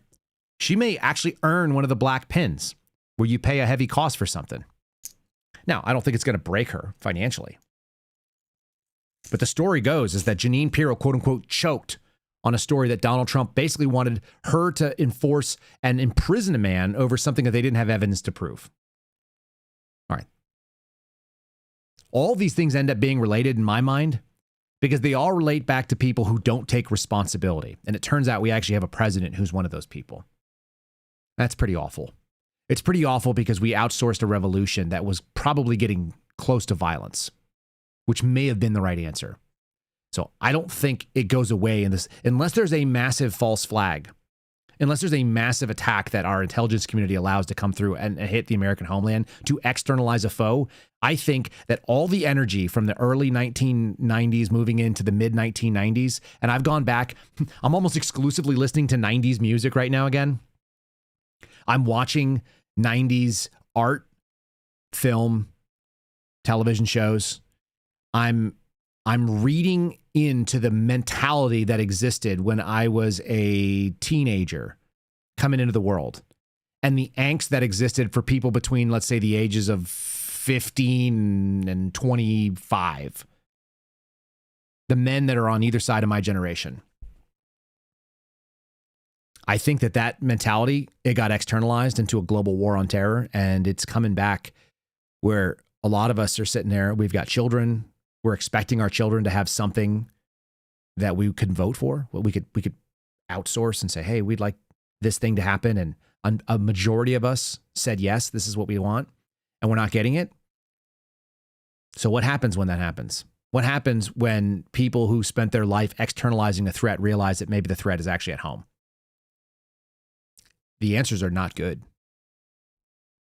The only way that you mitigate that is accountability. That people start accounting for the things that were done, that were wrong. We'll wrap up that conversation. Other than that, there's been a lot of silence. I feel like, like 19 seconds about one subject. Oh, don't talk about that. We can talk about Rex Ryan's foot fetish, but please don't talk about, anything else right now. Don't talk about, any scandals involved. Don't talk about, pop culture. Talk about Taylor and Travis's wedding. Yeah, what do the insiders know about that? But don't talk about, shit that actually has to do with our business or righting wrongs. Can we remind people? Can we remind people a little bit? They're going to go into where this came from. But there's Aaron Rodgers just telling you, let's do distractions. Let's follow the laser pointer dot. Let's try to do pop culture nonsense. Let's talk about things that do not upset anybody. Let's not talk about accountability. He said righting wrongs. It's the same idea. Why you're doing all this? Can we remind people? No, I don't care. Okay, so in 2020, we were there for all of this. 2021. Sorry, 2021. It really went down. Okay, there was a 500-page report. Twice. That Aaron looked into with many doctors about his body and said vaccination. Now, that became a talking point of COVID, I believe, around the entire globe. And the only reason why I know that is because I was coming on the show every week. We were talking. I was called a murderer because I was platforming Aaron Rodgers, who was making the decision that was best for himself. So as soon as I see all this start happening with Fauci, I knew that, boy, you were certainly having a time because your name was slandered. You were called a murderer. You were called a lot of things. I was endangering my teammates and this and that. Now look what happened. We talked about they suppressed early treatments. They lied about where it came from. Tony Fauci's writing in his journal about, I don't want to, create any vaccine hesitancy if I tell them what the actual stats are. How many papers have been written? How many McCulloughs and Mallones and all the great doctors out there who actually did treatment on the front end and repurposed drugs that are the safest profiles in the world. But no, Tony Fauci pushing his medicine just like he did back in the 80s. And now, when you have an auto pin pardon. Hey, Jay. Listen to people that are the crowd is getting unruly because there's people there that are upset or irritated by the things that are said because it implicates a lot of complicit behavior.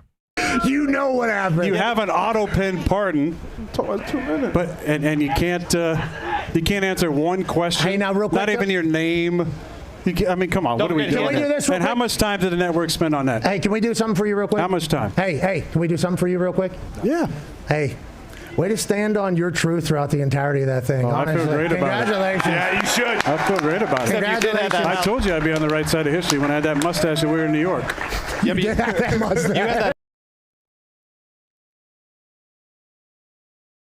I told you I'd be on the right side of this.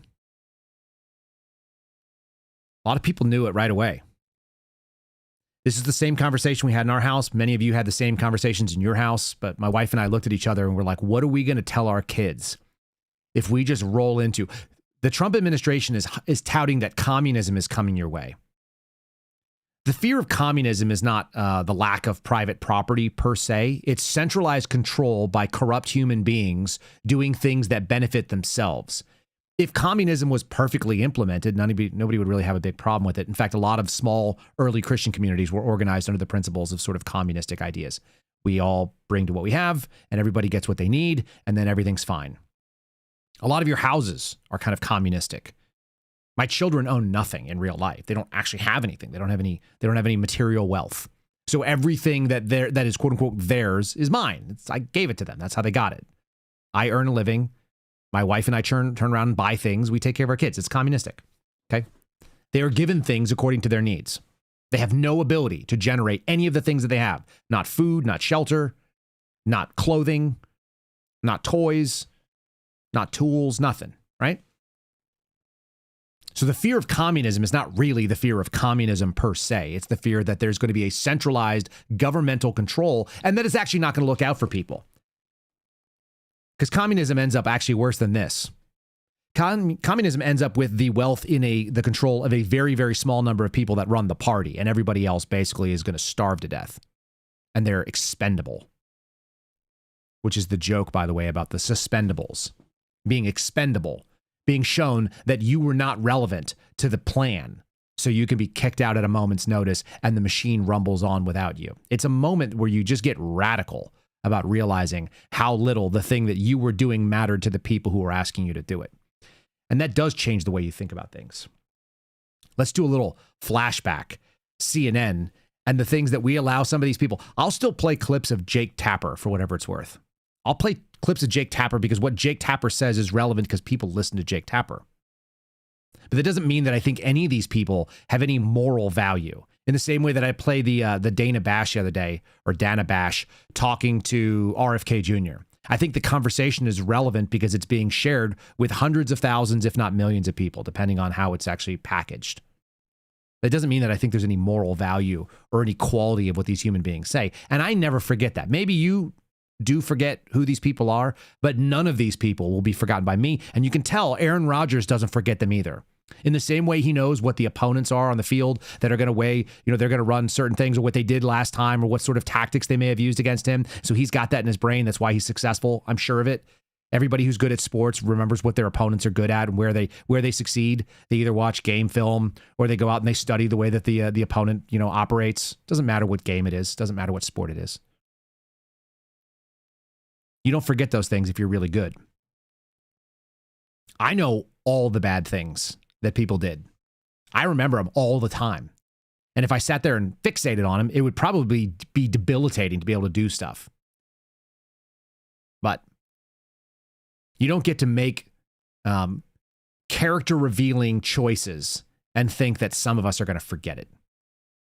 Here you got a little bit of Jake Tapper, context of Aaron Rodgers talking about how he was referred to as a murderer or some sort of a bad guy. Green Bay Packers quarterback Aaron Rodgers now admitting he has not been vaccinated against coronavirus after contracting the virus earlier this week. But instead of admitting that he had misled the public to believe he had been vaccinated, Rodgers is now blaming the, quote, woke mob for how he's being treated, perhaps creating a new definition for the term cheesehead. Really? I realize I'm in the crosshairs of the woke mob right now. So before my final nail gets put in my cancel culture casket, I think I'd like to set the record straight on so many of the blatant lies that are out there about myself right now. I'm not, some sort of anti-vax flat earther. I am somebody who's a critical thinker. You guys know me. I march to the beat of my own drum. And of course, Rodgers invoked Martin Luther King Jr., saying the great MLK said that you have a moral obligation to object to unjust rules and rules that make no sense. Now he says he's being targeted by a woke mob, which I'm not sure he even knows what woke means, if that's what he's talking about. He's not facing cancellation. I mean, talk to Colin Kaepernick about facing cancellation, but is there any kind of discipline that he might face for being so misleading?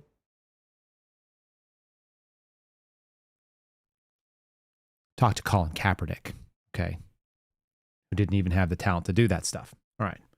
Some of these people shouldn't be forgotten. Just saying. He wanted to give all praises to Joe Rogan, whom apparently, while he says he talks to Harvard MDs about stuff, it was Joe Rogan that really guided him. He took stuff that is for horses. All of those things. Why did you lie to us in the first place if you were willing to embarrass yourself later? Well, the embarrassment was going to begin as soon as he pointed out Joe Rogan as one of his touchstones of his critical thinking. That's Chris Cuomo, who used to do a nightly routine where he and the disturbingly effeminate homosexual Don Lemon. I actually despise Don Lemon, and he's one of those people that I don't think I would waste my time talking to. When I saw Don Lemon's program for the first time, I was traveling for the FBI, and I turned on I think it was on CNN, and they had their show, and they do this back and forth where they would kind of like mix it up before one show would bleed into the other show. I actually thought it was a satire skit that they were doing. And then I realized that they were doing it seriously. That's Chris Cuomo, who famously got COVID and went to his basement and sounds like he's a complete asshole in real life.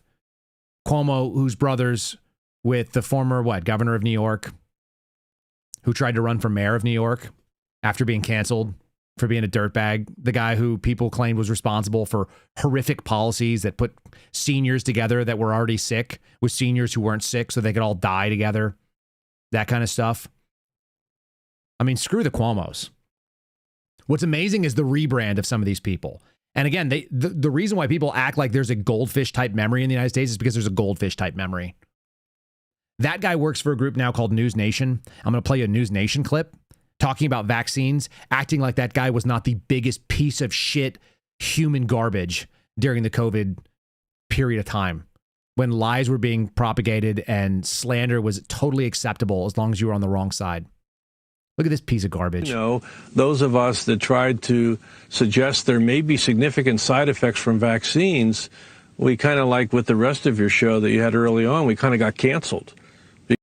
Yeah, I mean, Chris Cuomo, I mean, he was basically a victim. That's why he's on News Nation. That's why he still has a job working in media despite discrediting himself. Because no one wanted to talk about the potential that there was a problem from the vaccines because they were afraid that that would cause people not to want to get vaccinated. The reality is, I was part of Warp Speed. These are important vaccines. We saved a lot of lives. They're important for the most vulnerable people. This is a danger, by the way, what he just said right there. I was part of Warp Speed, so you have a vested interest in it. We saved a lot of lives. No data cited. Probably no data citable. This is the same problem that I see with people who speak well, speak articulately, speak quickly, and you don't assess what their assumptions are. I saw the same thing with Baron Coleman, by the way, on the interview he did with Julian Dorey. There are assumptions that are based into this statement, a lot of them, many of which you couldn't prove on your best day. But it sounds plausible. If you're listening to this, you're like, look, yeah, obviously Warp Speed was super important because I said it was important. I'm not going to prove to you that it is. We saved a lot of lives. What we would say in the intel community is NFI, no further information, which means no citation given. Over 65 years of age. They really aren't that critical for those that are under 50 or younger. So wait, for people who are under 50 and younger, so the entirety of the federal workforce that was under 50 that was mandated to do something, and all of those of us that were sitting out here saying, hey, I'd like to make my own decision, it wasn't critical for us? No. Got it. But those vaccines saved a lot of lives, but they're also, we have to be honest. We have to be honest because they saved a lot of lives, but I'm not going to cite anything. COVID vaccines save lives is the chyron if you guys are watching right now. If you're not watching, you can hear. I'm just going to tell you. That's what's being said. News Nation, Dr. Redfield, COVID vaccine saved lives. This is the whitewashing of it. No accountability. Some people got significant side effects from the vaccine. I have a number of people that are quite ill, and they never had COVID, but they are ill from the vaccine. And we just have to acknowledge that. Yeah, we got to acknowledge that there was just some vaccine, damage that was done to some people. And how about all the people that had the vaccine that also got the disease, despite the claims and the moving goalposts? This is why I think we're in a space where people will look at information being presented by news media. They'll look at information that's being presented, and they'll say, obviously, it's a lie. That's actually not a good way to look at it. It's possibly a lie. Anything could be a lie. But the difference between what you're seeing in assuming that if one particular, like there are people that you don't like that say things that are true all the time, regularly. Every individual statement has to be analyzed. That's a lot of work. It's a lot of responsibility. That probably goes to my broader assessment that Americans actually don't want freedom. They want freedom from responsibility. COVID proved that to me in a big way, maybe to you as well. I think that's where we've landed. People, they want to say, well, even though it's hard for me to assess every individual statement, what I'll just do is assume they're all lying. So what I'll do is whatever anyone says, I'll just do the opposite of that. Just be a contrarian with no particular safety mechanism. You can do that. Nobody will stop you. You have the right and you have the freedom in this country to think anything you like. There may be consequences for it, but you can do it, especially if you're really committed to it. It doesn't make you right, though. It doesn't make you right to say, I'm questioning all the things, and I basically assume that if they're saying something to me, it's a lie. It's not going to lead you to a good place. It's not going to lead you to the truth. Did you hear when they were talking to Aaron Rodgers? Thank you so much for saying your truth. F your truth. The concept of your truth is disgusting. This is something that those of us that were really principled about COVID always talked about. There's just truth, capital T. That's it. It's non-negotiable. It's not based on your feelings. It's based on actual facts. And if you can't document the thing that you're saying, it's just your feelings then. You're just saying things. It's just your opinion. And you're allowed to have opinions. You're allowed to have dumb opinions in this country. There are people that have awful opinions about all kinds of stuff. But it doesn't mean that it's correct. And it certainly doesn't have anything to do with truth. Stuff frustrates the living hell out of me because I know that we should have already been dealing with it. I'll give you one more example. The other day we played a thing on the vaccine conversation that was happening. This is Dana Bash on CNN. I'm going to play you another little version of that Just remind you, if you guys are watching on Rumble, give us a like. YouTube, same thing. Watch us on YouTube if you guys have the ability. If it doesn't offend your sensibilities, I know that YouTube canceled a lot of people. Whether they fixed it or whether they cancel us in the future, it's a better platform for a lot of this stuff. Rumble seems to be the lie that we're on your side, even though we're going to screw you over. All right. You may hear an ad on the audio platforms, on Apple and iHeartRadio and the other places you might be listening, Podbean and so on. That comes from the folks at Spotify. I'll leave a space right here for it. Find the Spotify podcast, KyleSeraphInShow.com. That felt like that was like an Alex Jones kind of segue. Okay. This is a compilation made by Maze Moore. Maze Moore's account on X. It's one of the accounts I subscribe to. I pay money to his account, not because I need to, not because I can't get his stuff for nothing, but because I appreciate the stuff that he does. It's not a lot of money, but hopefully it's enough that it incentivizes this kind of work. This is a compilation of a sit-down interview that was done in 2024 with J.D. Vance and Dana Bash. Dana Bash, who was struggling to get through words and inarticulately arguing against RFK Jr. on the show we played yesterday. Stand by for this, because I'm probably not going to play all of it. It is nonstop advocacy. This is the thing that many of us saw during COVID, during 2020, 2021, that there was a preconceived condition that I was going to go out. There was a position that was going to be defended, and it was going to be defended by network management. They held an official statement. This is what we are saying. And some of those things were political. They were, Kamala Harris is obviously the good guy, and Joe Biden is fit and he's with it, and he's coherent, and he's a very spry 80,000-year-old, right? That was one. They also pushed back aggressively on some things. They also were officially on board with everybody is dying from COVID and the shots don't make you sick. I have that compilation. We'll end with it. And I think it also comes from Maze. This is a chop up of Dana Bash, or whatever her name is. I know her last name is Bash, but Dana or Donna or Dana. Shouldn't it be Dana? There's an A-N-A. Anyway, whatever. J.D. Vance just facing an onslaught of editorial bias, we'll call it at the very minimum. Here we go. You guys seem to be struggling a little bit. Kamala Harris has been calling the shots. As who? There's no evidence that Kamala Harris threw him overboard, called you and Donald Trump, and that is weird. Sure. You're saying Tim Walz doesn't have affection for his wife? I don't even understand that. They have done both. They have both policies, and they are trying to define you as well. You have been on the campaign trail questioning Tim Walz's military record. Governor Walz served 24 years. Sure. He even stayed after he could have retired because of 9/11, more than the country asked of him. Do you honor his service? I will say that the Harris-Walz campaign did say that the governor misspoke. That was a month before the National Guard even announced that it was possible that they would deploy to Iraq, and it ended up being 2 months. He retired 2 months before they actually got the paperwork. I've seen a lot of statements from veterans, including those you served with, saying it's just untoward to be criticizing somebody who served for 24 years. I loved that, by the way. Some of us forgot about that Tim Walz served for 24 years, so you're not allowed to criticize him.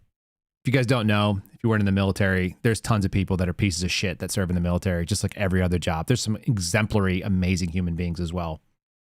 So your job, which is what it is, does not make you great. There are pastors who are child molesters. There are priests who are child molesters. There are priests who are walking around that are basically saints.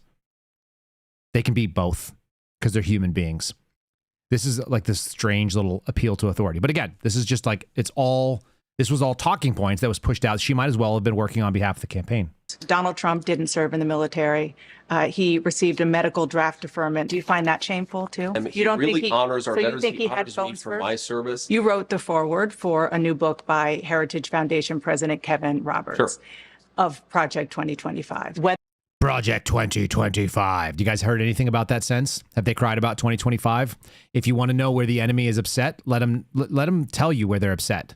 Have you heard them call about Project 2025 once? No, because the Trump administration has basically abandoned the principles they had, and they've been stuck in this morass. Just saying. Whether or not a Trump-Vance administration would allow mifepristone, why is not allowing her to end that pregnancy helpful or supportive of expanding families like you want it to be? Fatal and could potentially hurt her ability to have more kids. Said she was almost a childless dog lady because she didn't happen to meet the right person until she was 40 years old. Another, Joan London, was offended that you don't think she has a stake in the future of the country because she doesn't have children. Kamala Harris. I mean, if J.D. Vance says all those things, that's actually pretty good. If you're a childless dog lady or cat lady, then you're a childless dog or cat lady. You've chosen a choice. Why are you sad about it? Why are you upset? If you're a lady like this one who's out there defending the ability to kill the unborn, we already know what kind of person you are. You're the kind of person that married a man, had a baby, and then inside of a year divorced the father of your child. Who does that? What kind of mental illness does it take to end a comfortable, and she's still friends with the father of her child, who's a teenager. Anyway, my point to you is that some people will forget these things. And they'll take her in a new interview and go, well, look what she's saying. I never forget what kind of people these people are because they showed us all who they were. Who you were in 2020 and 2021, that's who you really are. That can be very difficult for some people to accept. That's very hard for a lot of people who found out for the first time, people I knew and liked, they found out that they were cowards. They found out that they were unable to stand on principle. They found out that they weren't as prepared maybe as they thought they were. Some of these things you can fix. Being unprepared was a status. You can be prepared afterwards. But being someone who didn't have principle, a lot of people found that out, what their principles were. And maybe they don't mind. And honest to God, the people that don't mind, that say, yeah, that's what I believe and that's who I am and I'm not apologizing for it. I go, well, excellent, fantastic. I'm actually good with that. I can accept that's who you are and you can accept who I am and we can figure things out. But a lot of people had vocal statements about who they were and they messaged and they branded. And then when the chips were down, none of that stuff was true about them. And they found it out. This is the same idea that you find out that, everyone thinks they know how they're going to react until they get punched in the face. Everybody thinks they know how they're going to react until they find themselves in sort of like a combat situation. And people that you don't expect step up and do heroic things. And people that you thought were studs turn around and run. Everybody got a decision for their chips. A lot of people found out that they were going to have to bet all their chips. And they did so, and they made a decision. Now, if you own that decision, somebody called and apologized for me to me the other day. I don't want anyone to apologize me for anything. Honestly, nobody owes me an apology at all, period. Certainly not in this listening audience. So I just want to dispel with that. I'm not telling you that I'm judging you. I'm telling you that we all got to judge ourselves. We all had a moment where we got to find out what we were about. And if someone showed you who they were, we're not supposed to forget it. And if you did forget it, shame on you. Because now you're going to be in the thing. What did George W. Bush say? You fool me once. Shame on you. Fool me twice. You can't do that. You can't fool me twice. Or whatever the hell he said. We had a chance to check it out. It was for all the things. How many of your churches shut down? How many people closed the doors and complied with COVID mandates and said that the First Amendment is negotiable and that public safety comes first over your faith in something that extends long before and long after any sort of public health crisis? Ain't that something? Anyway, that takes me to this spot with Jeanine Pirro. I'm going to get there in 2 seconds. Let me hit this story real quick too. Because this is apparently what Todd Blanche's confirmation has been held up over. It's been held up over a class action lawsuit brought by J6ers who were objectively wronged. A lot of them were. A huge number of people were done so dirty by this country over J6. And then the second piece was that there was a fund, a $1.8 billion, if you're the mainstream media, but the Trump administration was going to allocate $1.776 billion of federal monies to correct the wrong for people who were victims of weaponization. Weaponization is when the government served its own interests. Some of it was COVID. Some of it was other stuff. Pro-lifers got caught up in that. People that said human life is worthy of respect and dignity from the onset. Something that people on the political left would agree with right up until you believe that, oh, it infringes on the woman's ability to kill her child. And that's kind of wild. This says Justice Department moved Monday to dismiss a class action lawsuit brought by J6 defendant under the Federal Tort Claims Act, arguing the claims brought by the rioters are prohibited because they were filed after the statute of limitations had expired. All the claims in the complaint are forever barred due to the failure to timely file the administrative claim with the agency.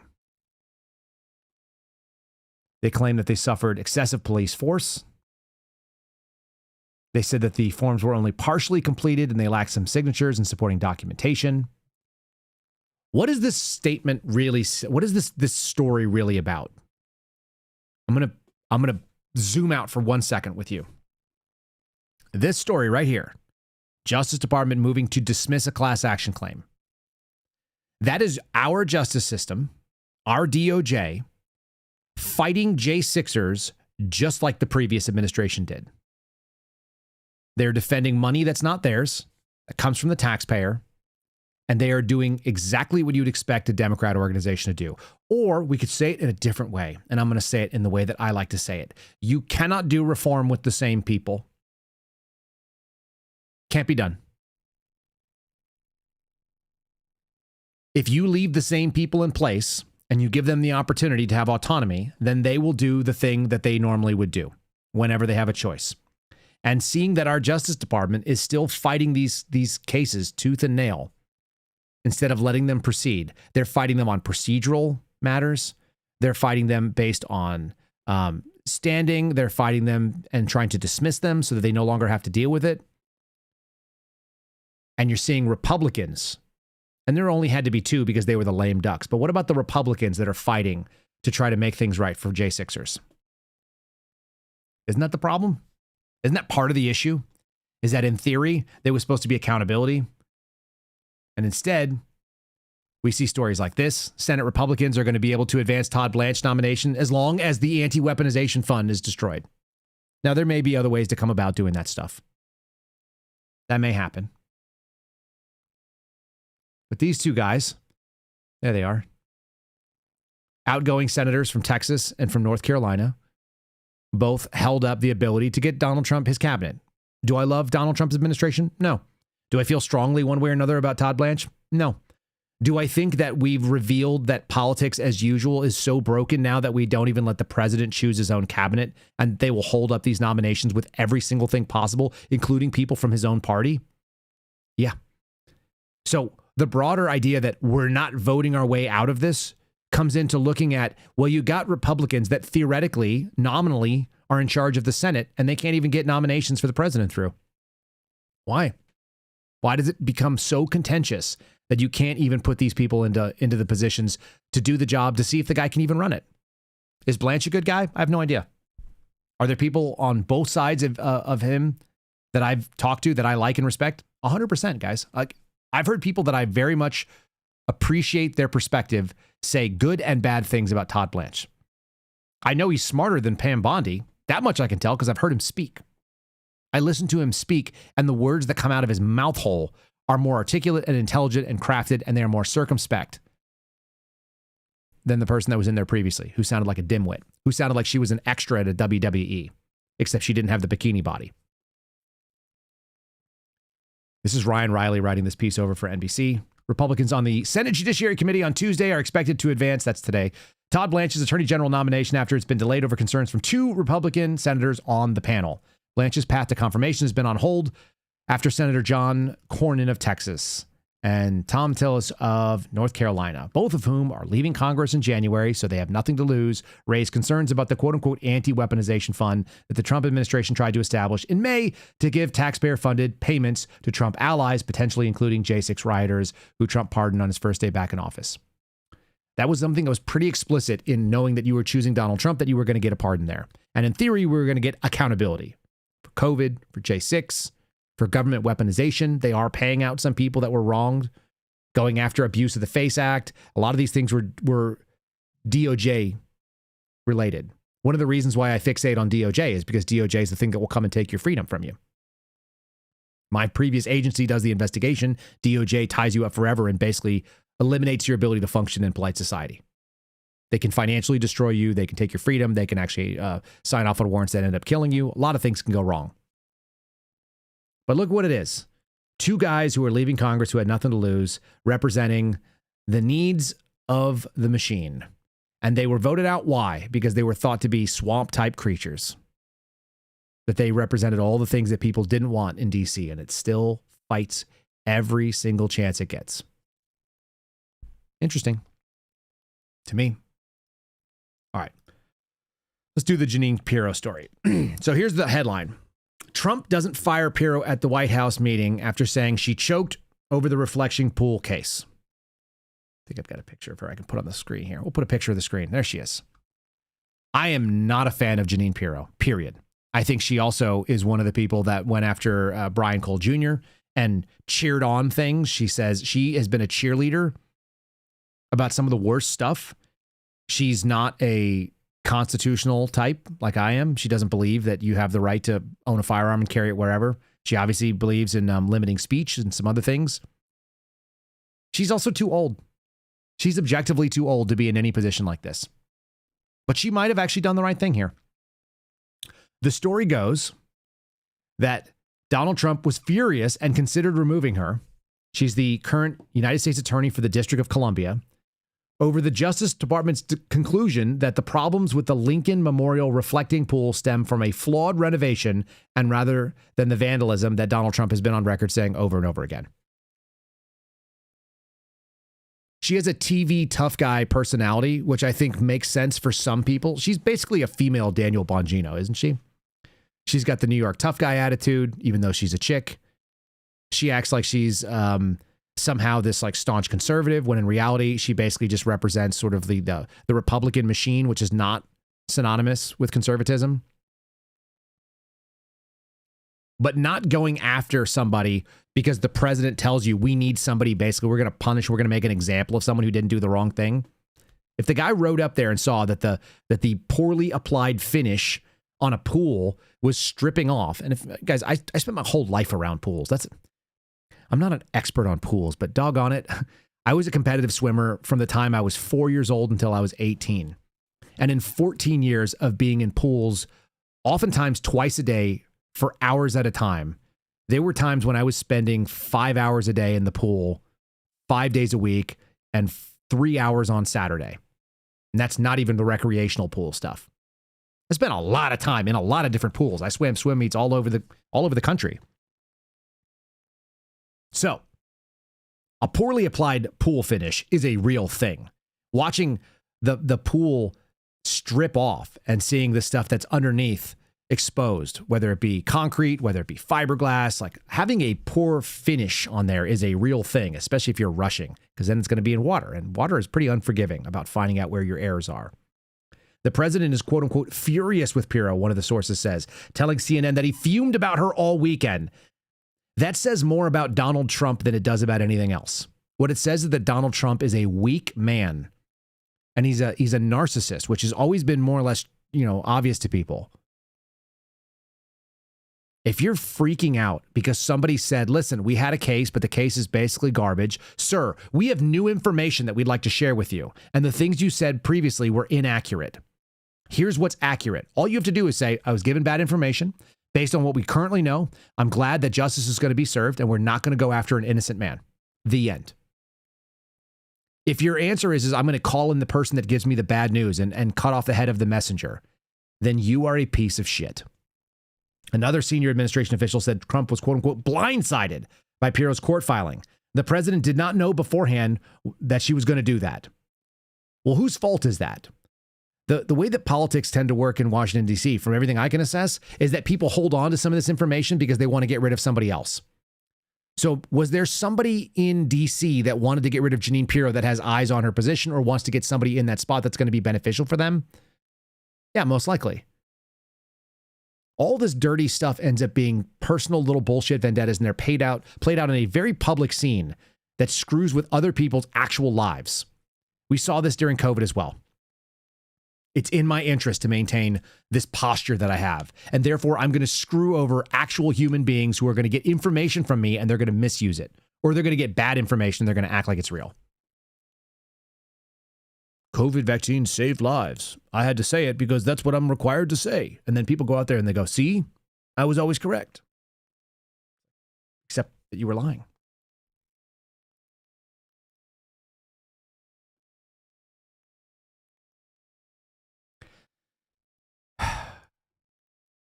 Todd Blanche is the acting attorney general, but as far as I can tell, he doesn't have the ability to replace this person. So is his Justice Department, because theoretically there's this weird relationship between the fact that the attorney general runs the Justice Department, that the offices of the United States attorneys somehow answer. This has always been one of the weirder moments, if you guys have ever seen the way the organization structure works for DOJ. You have people that are appointed by a president to serve in a position, but then you also have an attorney general that's supposed to be their boss, but I don't know that he can actually fire them.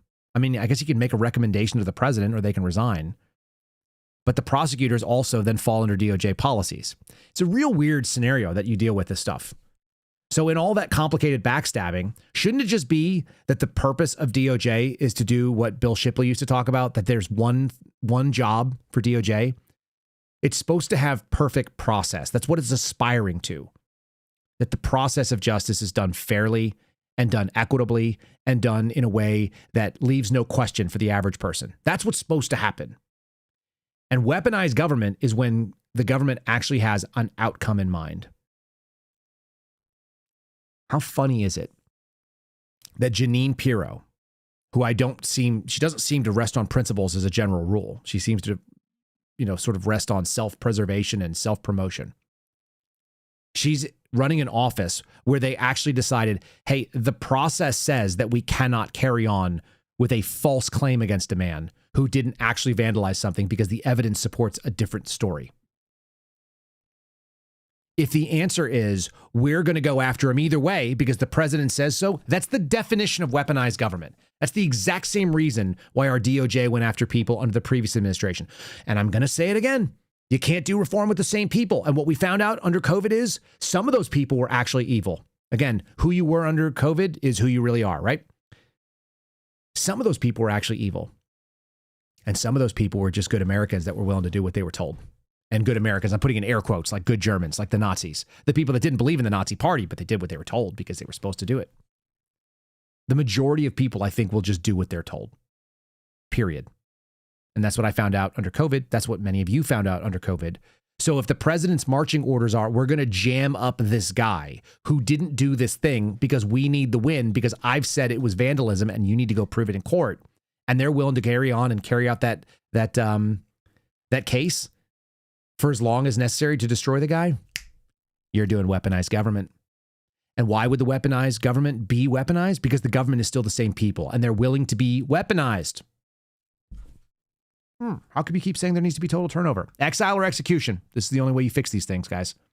Sadly.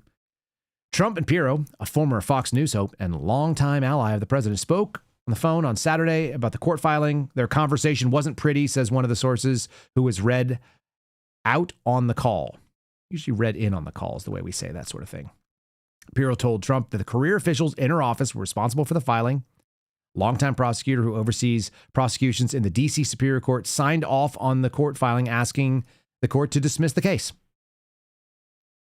Donald Trump said, I disagree 100% with Jeanine Pirro, the United States Attorney for the District of Columbia, on the reflecting pool. I don't know what she's thinking. To me, it's a pure case of vandalism. This is the president of the United States of America who thinks that he somehow knows whether or not a pool was vandalized because he believes it was vandalized.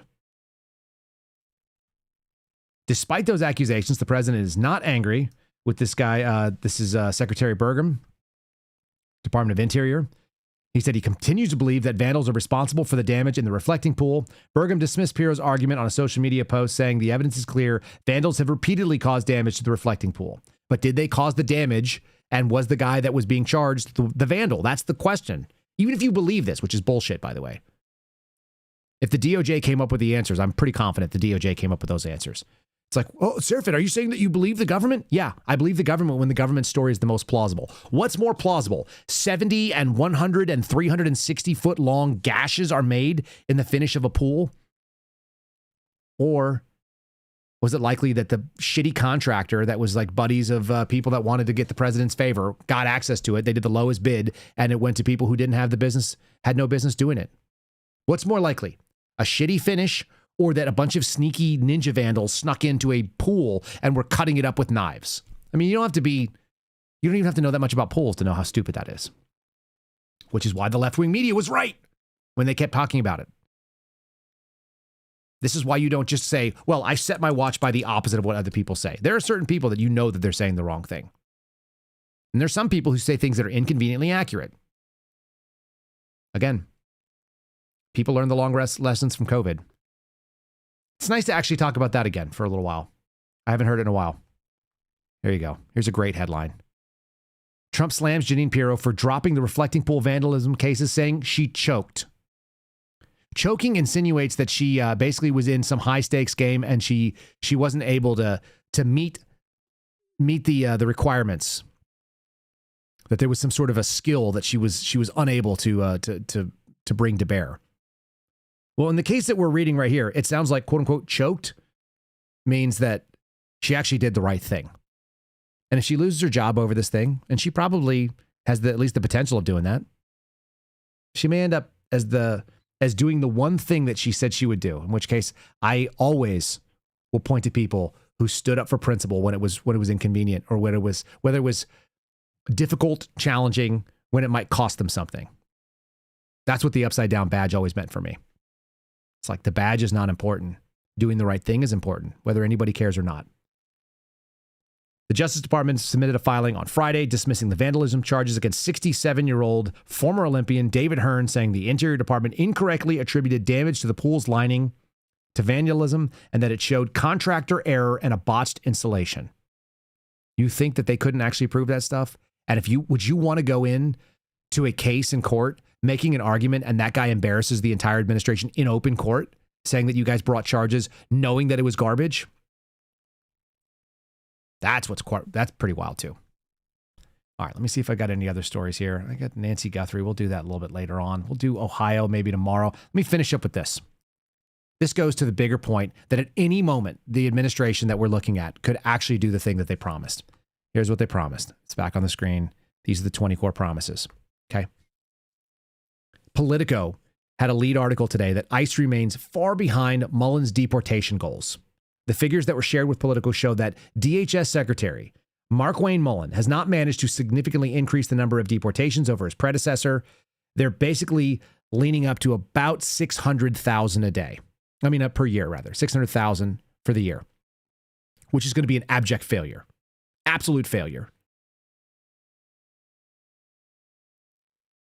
That is a few months worth of opening the borders back up again under the Biden administration or the next administration, whatever the hell it looks like.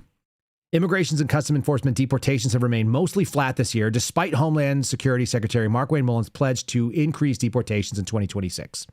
People familiar with the stats on the deportations said the overall number of deportations have fluctuated, reaching close to $2,000 per day. 2,000 people per day at varying points in recent weeks, but that number in general is just hanging out in the same realm as what Homeland Secretary Kristi Noem was getting done. I got video of him talking the other day. And what I'm going to continue to harp on, and I identified this when it started pivoting, Republicans are pivoting towards amnesty. And it's Republicans that are in squishy areas that basically are the people that you would call a rhino. If you're listening and you think a rhino is a Republican in name only that does sort of centrist, swampy, status quo stuff, I'll continue my argument that a rhino is someone who's a conservative and in the Republican Party. A rhino to the Republicans is what Bernie Sanders is to Democrats. The far left is not the Democrat position, and the far right and the conservative right are not the Republican position. Republicans are center-left Democrats from 1990 today. I'm going to give you some examples.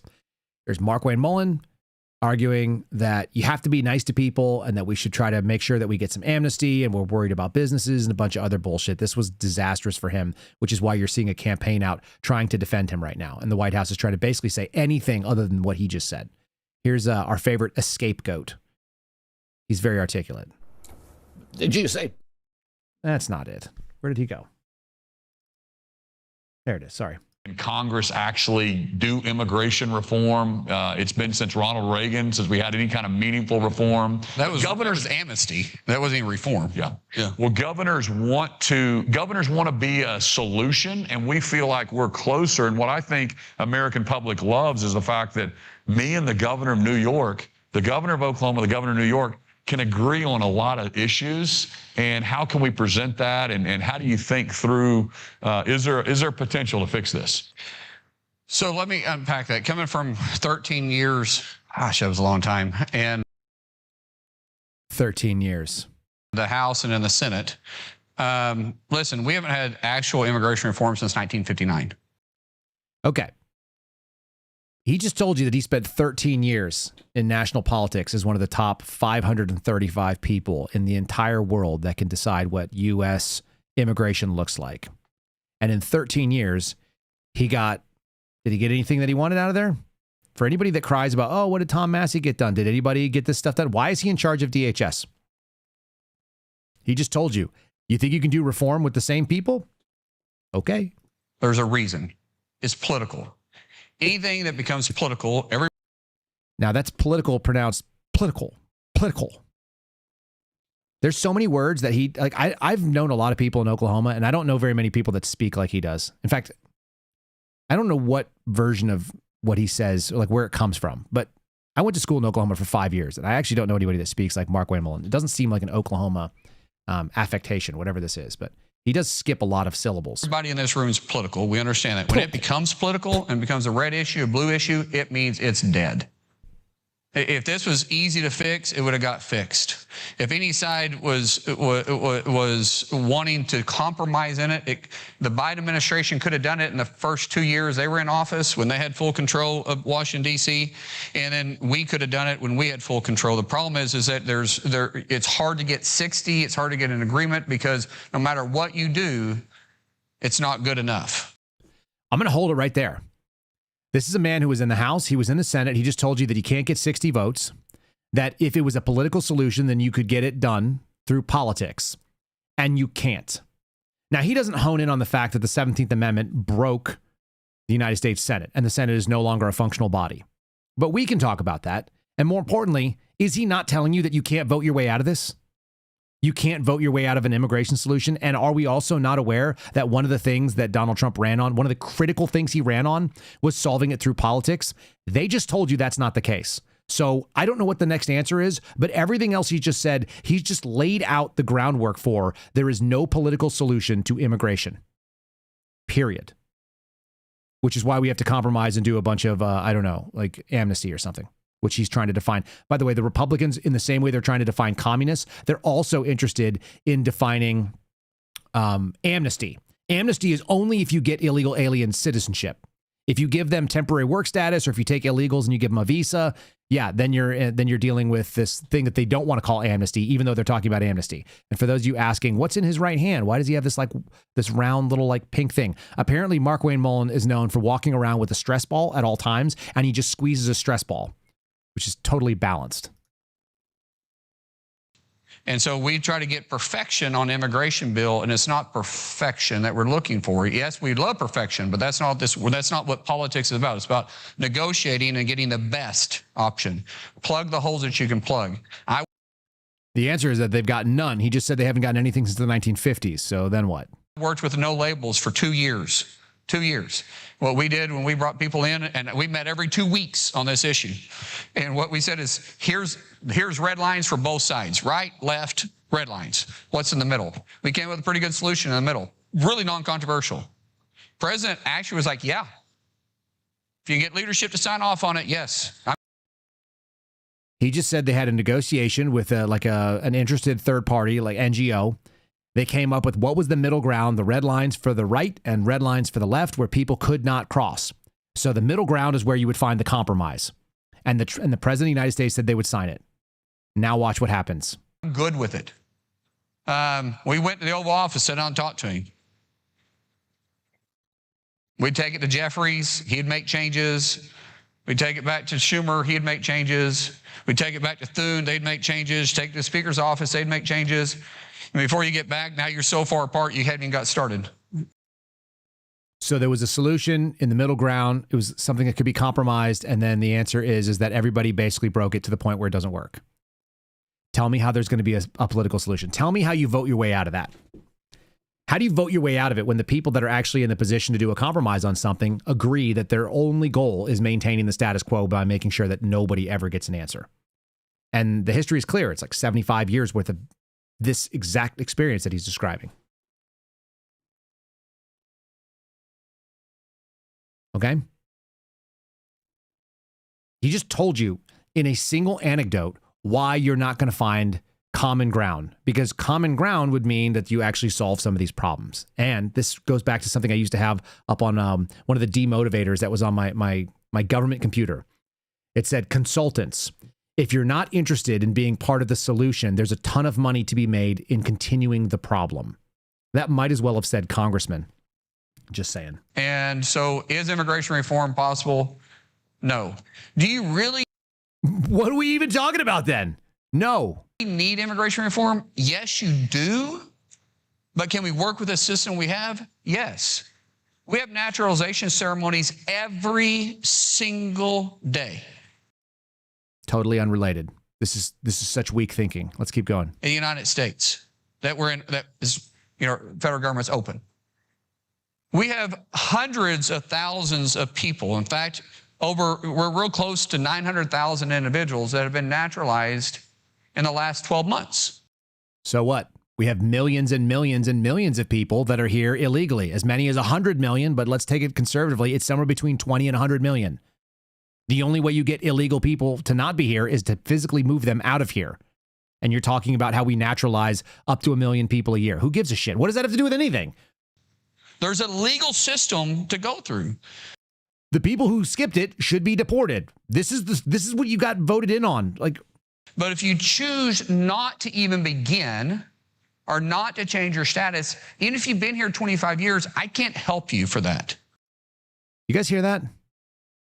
He's making the argument that people that have been here illegally for however long they've been here, to include 20 or 30 years here illegally, most likely having to work illegally, which means they used somebody else's ID. They took one of your kids' IDs, their social security number. They went and did e-verify using stolen or falsified information, which is a felony. And he's saying, well, why don't you sign up to get legal status so we can naturalize you? That's actually what he's saying. How on earth is this guy going to do the thing that you voted for when the Trump administration said priority number 2 is the largest deportation operation in American history? And he's saying, I can't help you if you don't sign up for our program so that we can help you. Right? If you have a status change and you're working in your status change, so you overstayed your visa. Illegal. Deport. But you're going through the system to change your status because you got married and you've been married to a U.S. citizen for illegal. Deport. 4 years, and you're going through the family visa system. You have no criminal history. Get deported. Wait like everybody else. Come back here when you're legally allowed to be here. By the way, there are people who are listening to the show right now that have prospective spouses or actual family members that cannot come into the United States, and they are not here breaking the law. And they're in line. And these assholes are here breaking the line and breaking the system. And you've got your guy who's the Homeland Security Secretary under Donald Trump, who promised his number 2 priority was deporting people that were here illegally. And he's arguing, please sign up for our system so that I can help you, since you were dishonest and you broke the line. You get picked up and you're in the court system and you've been showing up to your court dates, you're going to be released. Yeah, we're going to take you in and we're going to let you stay. We're going to reward you for your misbehavior. You may get picked up, may be detained, may go through that process, but you're going to get released because you've been showing up, you've been going to your court system, your status is changing. If you haven't done anything, or you have a criminal background, if you have a criminal background, we're not making exceptions for you. There is no exceptions. There zero exceptions. He just told you there are people that we will not make exceptions for, which means that we will make exceptions for the others. If you guys think this is unique, this is the standard. This is where the people who have been in government for 10, 12, 13, 15, 20 years are. Here's Pete Sessions. He's a congressman who represents the area around Waco. It's the Texas 17th. Pete Sessions has been in Congress for as long as I've been an adult.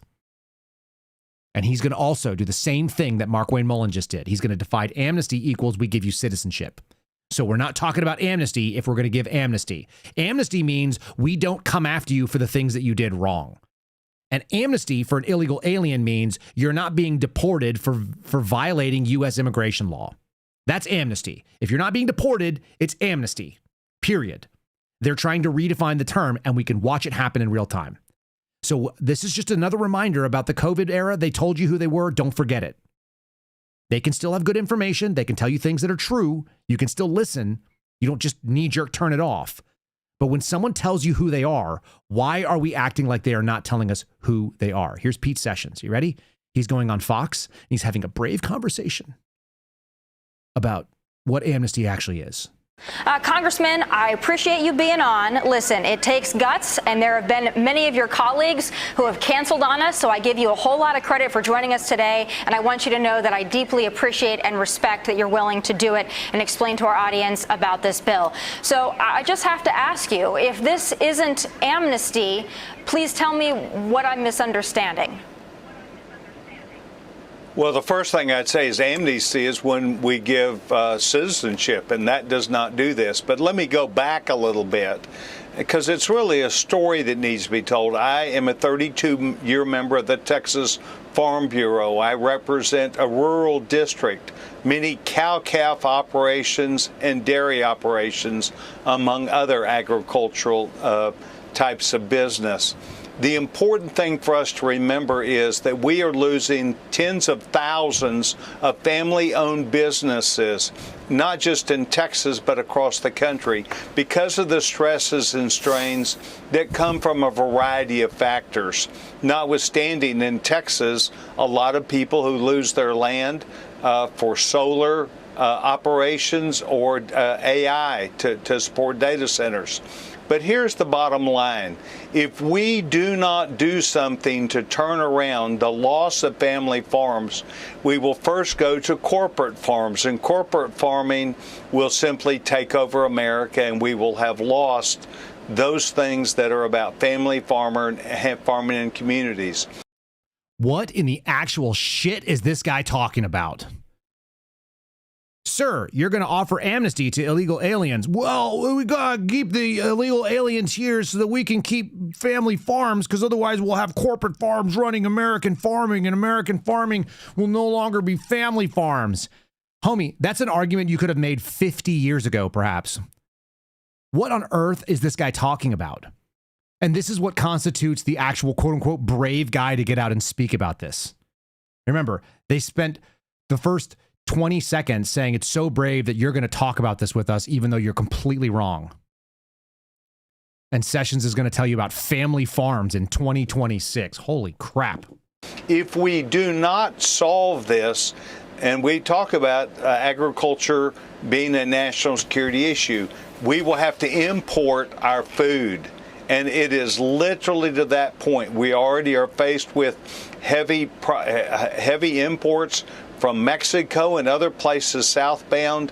It is a national security issue that we have family farms, that we have people who can produce our food. And the families are stressed, they're becoming older, and the cost of doing business is driving people out of business. One last point.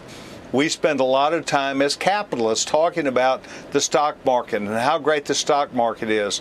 Farmers and ranchers' stock market is in their fields. It is $500,000 combines. It is extensive tubes and piping and water.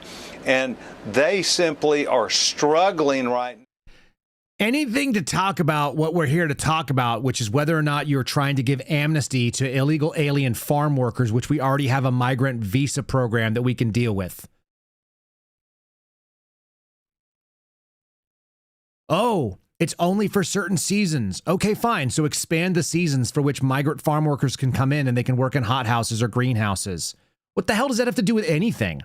That guy got a 5-minute hit on Fox News to talk about garbage, and I let it run long because none of these people want to talk about the actual issue. What they do is they just gloss over it as fast as possible, and they move on to talking points that are utter bullshit.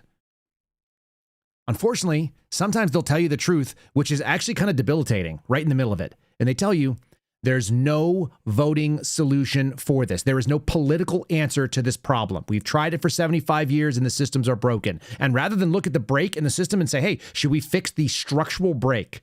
Should we try to actually argue that the only way that we fix this is by fixing what the Senate means? No, we're going to talk about family farming in 2026 in freaking Waco, Texas, which is what he represents. Utterly unserious people.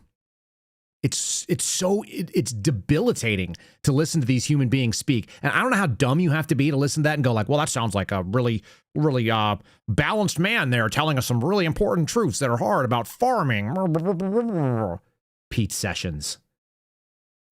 Been there since what, 2002? I can't remember. I should look him up again. I think that's when he got in. Yeah, he started in 2003. And he's been in 3 different districts. His districts either changed or got redistricted, and he ran in different districts. He was in the 32nd district and then the 5th district. Before that, oh, was he actually? Yeah. Forever. Freaking forever. He might have actually gotten in 97. My entire adult life, that guy's been out there. They're telling you that they can't fix this. They're showing you that they can't fix this. And then the incredible thing is that people like me are called doomers or black pillars or whatever other kind of nonsense the freaking MAGA grift is doing, because that's still ongoing, by the way. Bobby Sauce and I had a conversation yesterday about it. He had a pretty good post that was pointing out that if you recognize the reality on the ground, there's a ton of money in selling that everything is fine, everything is golden. It's just the communists that are the problem. There's so much money to have in selling people on everything is going to be fine. Just trust the plan harder. So Bobby Sauce and I, who was on here and we disagreed about the stuff with the Charlie Kirk and Tyler Robinson, like none of that's actually really that important because neither of us have the ability to affect it. None of you listening have the ability to affect that case either, for whatever it's worth. Like your fixation in it, I think I'm actually going to mute those terms in my timeline, and I probably won't ever, like I'll have one more maybe talk about it. But I'm so over it. And the reason why I'm over it is because there's nothing that any of you can do. There's nothing I can do. There's nothing that a podcast can do. There's nothing that freaking Candace Owens can do to change what the outcome is in the justice system. They just don't know. And they're saying things that are nonsense. But what we can do is we can point out, because I think Candace Owens and I are on the same page with this, as is Tucker Carlson, as is a Tom Massey, as is Marjorie Taylor Greene, as is Bobby Sauce and Clint Russell. We can all look at the problem that says there's no voting solution because they told us that the voting solution isn't working. And even the people who got the votes, they're running for votes while simultaneously telling you there's no voting solution. So we can look at that very clearly and go, okay, got it. This stuff is out of our hands.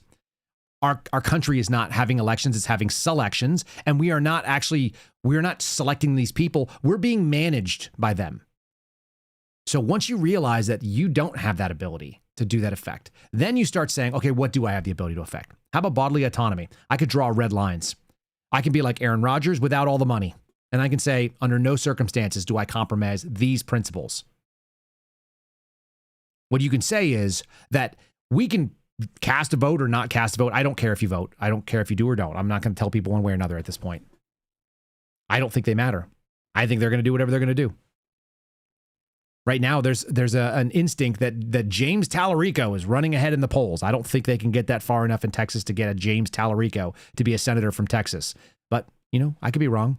I think that he's the equivalent of Beto O'Rourke and that the Texans don't actually think that, and they run the polls and they realize that's not actually real. That's just messaging campaign. But maybe it is. Maybe we end up with a freaking effeminate, weirdo, fake Christian preacher that believes in whatever the loony lefties say. Maybe so. But I know I can't make a difference on that. I know that I can't change it. I know that I can figure out whether or not I take my family to church, whether I'm reading scripture. I know that I can listen to Isaiah and the prophet is talking about why would you spend your money on things that are not actually food?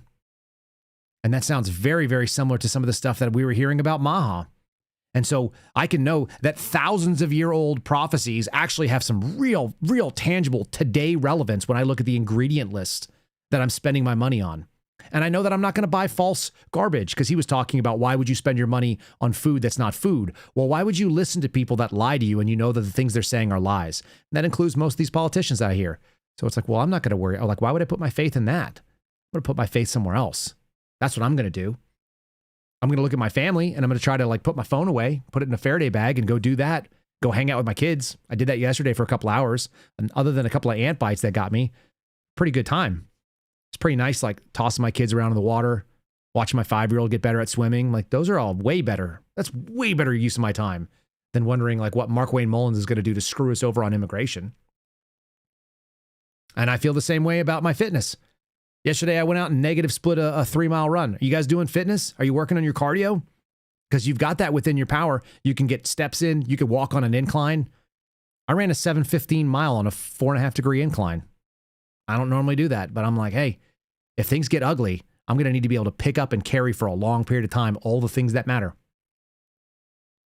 So running 3 miles at roughly 21 minutes or less, that's what I'm aiming at. Maybe longer. And I'm lifting heavy stuff.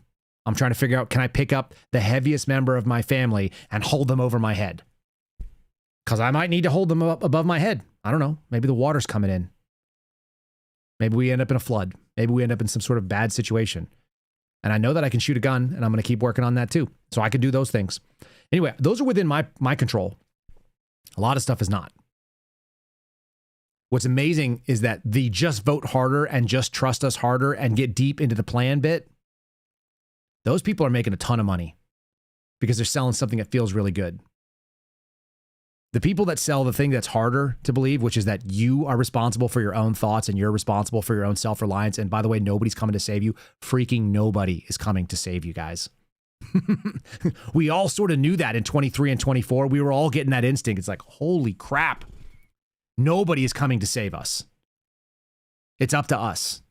You found that out in 21 when you looked around and nobody was going to give you a job and nobody was going to make sure that you were not going to lose your job.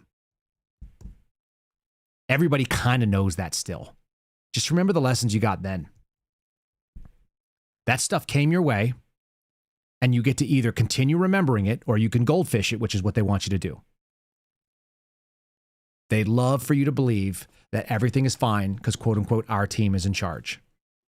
But I don't have a team. My team of people are bacon cheeseburger nationalists, and they're out there working on firearms, fitness, family, and faith in God, because the alternative to it is a major letdown in the short term, in the long term, and then in the eternal long term. That's my take on this stuff for today. I do have some funny stuff though. Do you guys want a video about Flock? I saw that, like, there's a whole series of things that have popped into my algorithm, and they've reminded me about how the Flock story is broader and bigger. And it continues to be something that has a lot of fertile ground for comedy. You can't help but laugh.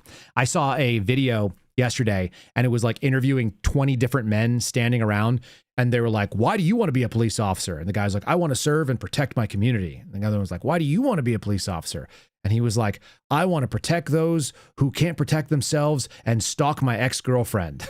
And then every guy after that was like, I want to earn a good paycheck while doing something morally good and stalk my ex-girlfriend. And it's like, I want to provide a stable future for my family and my community and stalk my ex-girlfriend.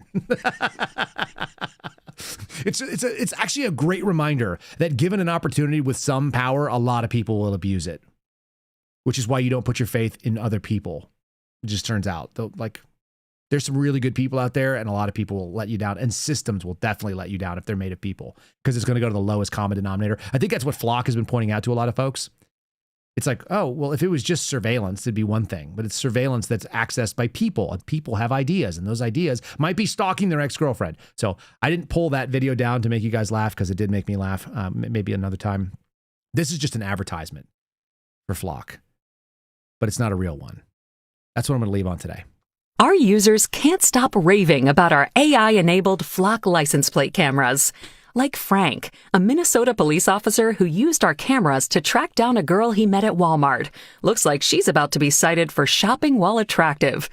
Or John, a police administrator who made some extra cash accepting bribes in exchange for access to our database. Just don't tell his customers that Flock logins are already available for purchase on Russian hacking sites. And we know Police Chief Joe is a happy customer. His department's productivity has skyrocketed since adopting our technology. Now his officers are free to spend more time antagonizing people of color. With Flock, we're putting your mass surveillance in the hands of trusted local, state, and federal law enforcement officials, government agencies, ICE, and more. And with our new Flock Alpha drones, the trampling of your civil liberties is now airborne. So get started today. Go to dflock.org to find out if your town has already decided that Flock Safety is right for you. Flock Safety. Countless applications, zero oversight. That's about right, isn't it? That lady has a pretty good voiceover voice. She does. I think she actually used to do voiceover and then probably lost her job under COVID, if I had to guess. A lot of people have gone that route, and they're like, how can I make a living by just being funny and pointing out the ridiculous nature of this world? All right, and I actually have one more for you. Since many of you guys are starting to follow the folks over at On Boys Media, and if you're not, there's probably something wrong with you. I get nothing from this other than like, stricken, you're stricken, poverty stricken. This has become a thing that I cannot unhear. Calling people poverty stricken or just referring to them as stricken. My kids are doing it now. Talking about the Bing Bong. Hilariously funny people. We did a video yesterday and showed one of their fake ads for an attorney. They have my sense of humor. So anyway, I appreciate them. Since many people in this administration, as we found out, are there it is. They're stricken. 50% of people have 1.1% of the total capital market wealth in this country. There's a lot of people that are shopping at Dollar General. And if you're wondering, hey, how do they find Dollar General locations? How do they select them? And how do they determine what's going to go where? I actually found one of their scouts finding the proper location for a Dollar General store. And as my wife sometimes goes to Dollar General, I'm going to play that for you as we finish up our show today. You said the crime rate is high around here? Okay, a lot of violence around here, huh? This is an area where, like, if I come through here, I want to lock my doors. Okay, all right. No, I like what I'm hearing. You mean to tell me 2 people died right here? Now, I'm not saying that it's a perfect area. This is a perfect area, okay? Well, I know you got a trailer park right here. There's 2 churches right around here. I like what I'm seeing. You didn't tell me that there was a Dollar General already here. Okay, yeah, this spot is perfect. You could build a Dollar General right next to the Dollar General. Guys, there's something going on here, too, that I just recognized. Did you notice that Dollar General has yellow and black as their 2 main colors? And they don't mind putting a Dollar General right next to a Dollar General? Waffle House has that same building strategy. As someone who lived in Biloxi, Mississippi for a couple months when I was doing some military training, I recognized that Biloxi, Mississippi used to have Waffle Houses that were almost directly next to a Waffle House. In fact, and I think it was on, is it 10? What's the high? Somebody will tell me in the chat here, but there's a highway that goes right through Biloxi. It goes all the way down through the Redneck Riviera. And I swear to God, you could stand in one parking lot and you could throw a baseball and hit the next Waffle House. And then you could stand in that Waffle House parking lot and you could hit the next Waffle House. They were all one baseball throw away. I used to refer to it as Waffle House, Mississippi. And I love Waffle House, so that's actually a good thing. The idea that back-to-back Dollar General stores is a little bit weird for me. All right. If you guys are watching and you haven't hit the like button already, please do so. Make sure that you've subscribed to a channel. If you're listening to this and you're like, okay, it's kind of debilitating, but also you're making an awful lot of sense. Share that with a friend. Do me a favor. Just take it, pass it along. Thanks for being part of our channel. Appreciate you guys listening today, and I look forward to seeing what the heck is coming our way for Wednesday. This week, it already feels like this week is already deep in the weeds. Maybe it's because I had a pretty chill pool day yesterday. All right. God bless you. See you again tomorrow. Have a good one. Thanks for listening to The Kyle Seraphin Show, streamed live weekdays on rumble.com/Kyle Seraphin. Follow Kyle on Twitter, Truth Social, and Instagram @Kyle Seraphin.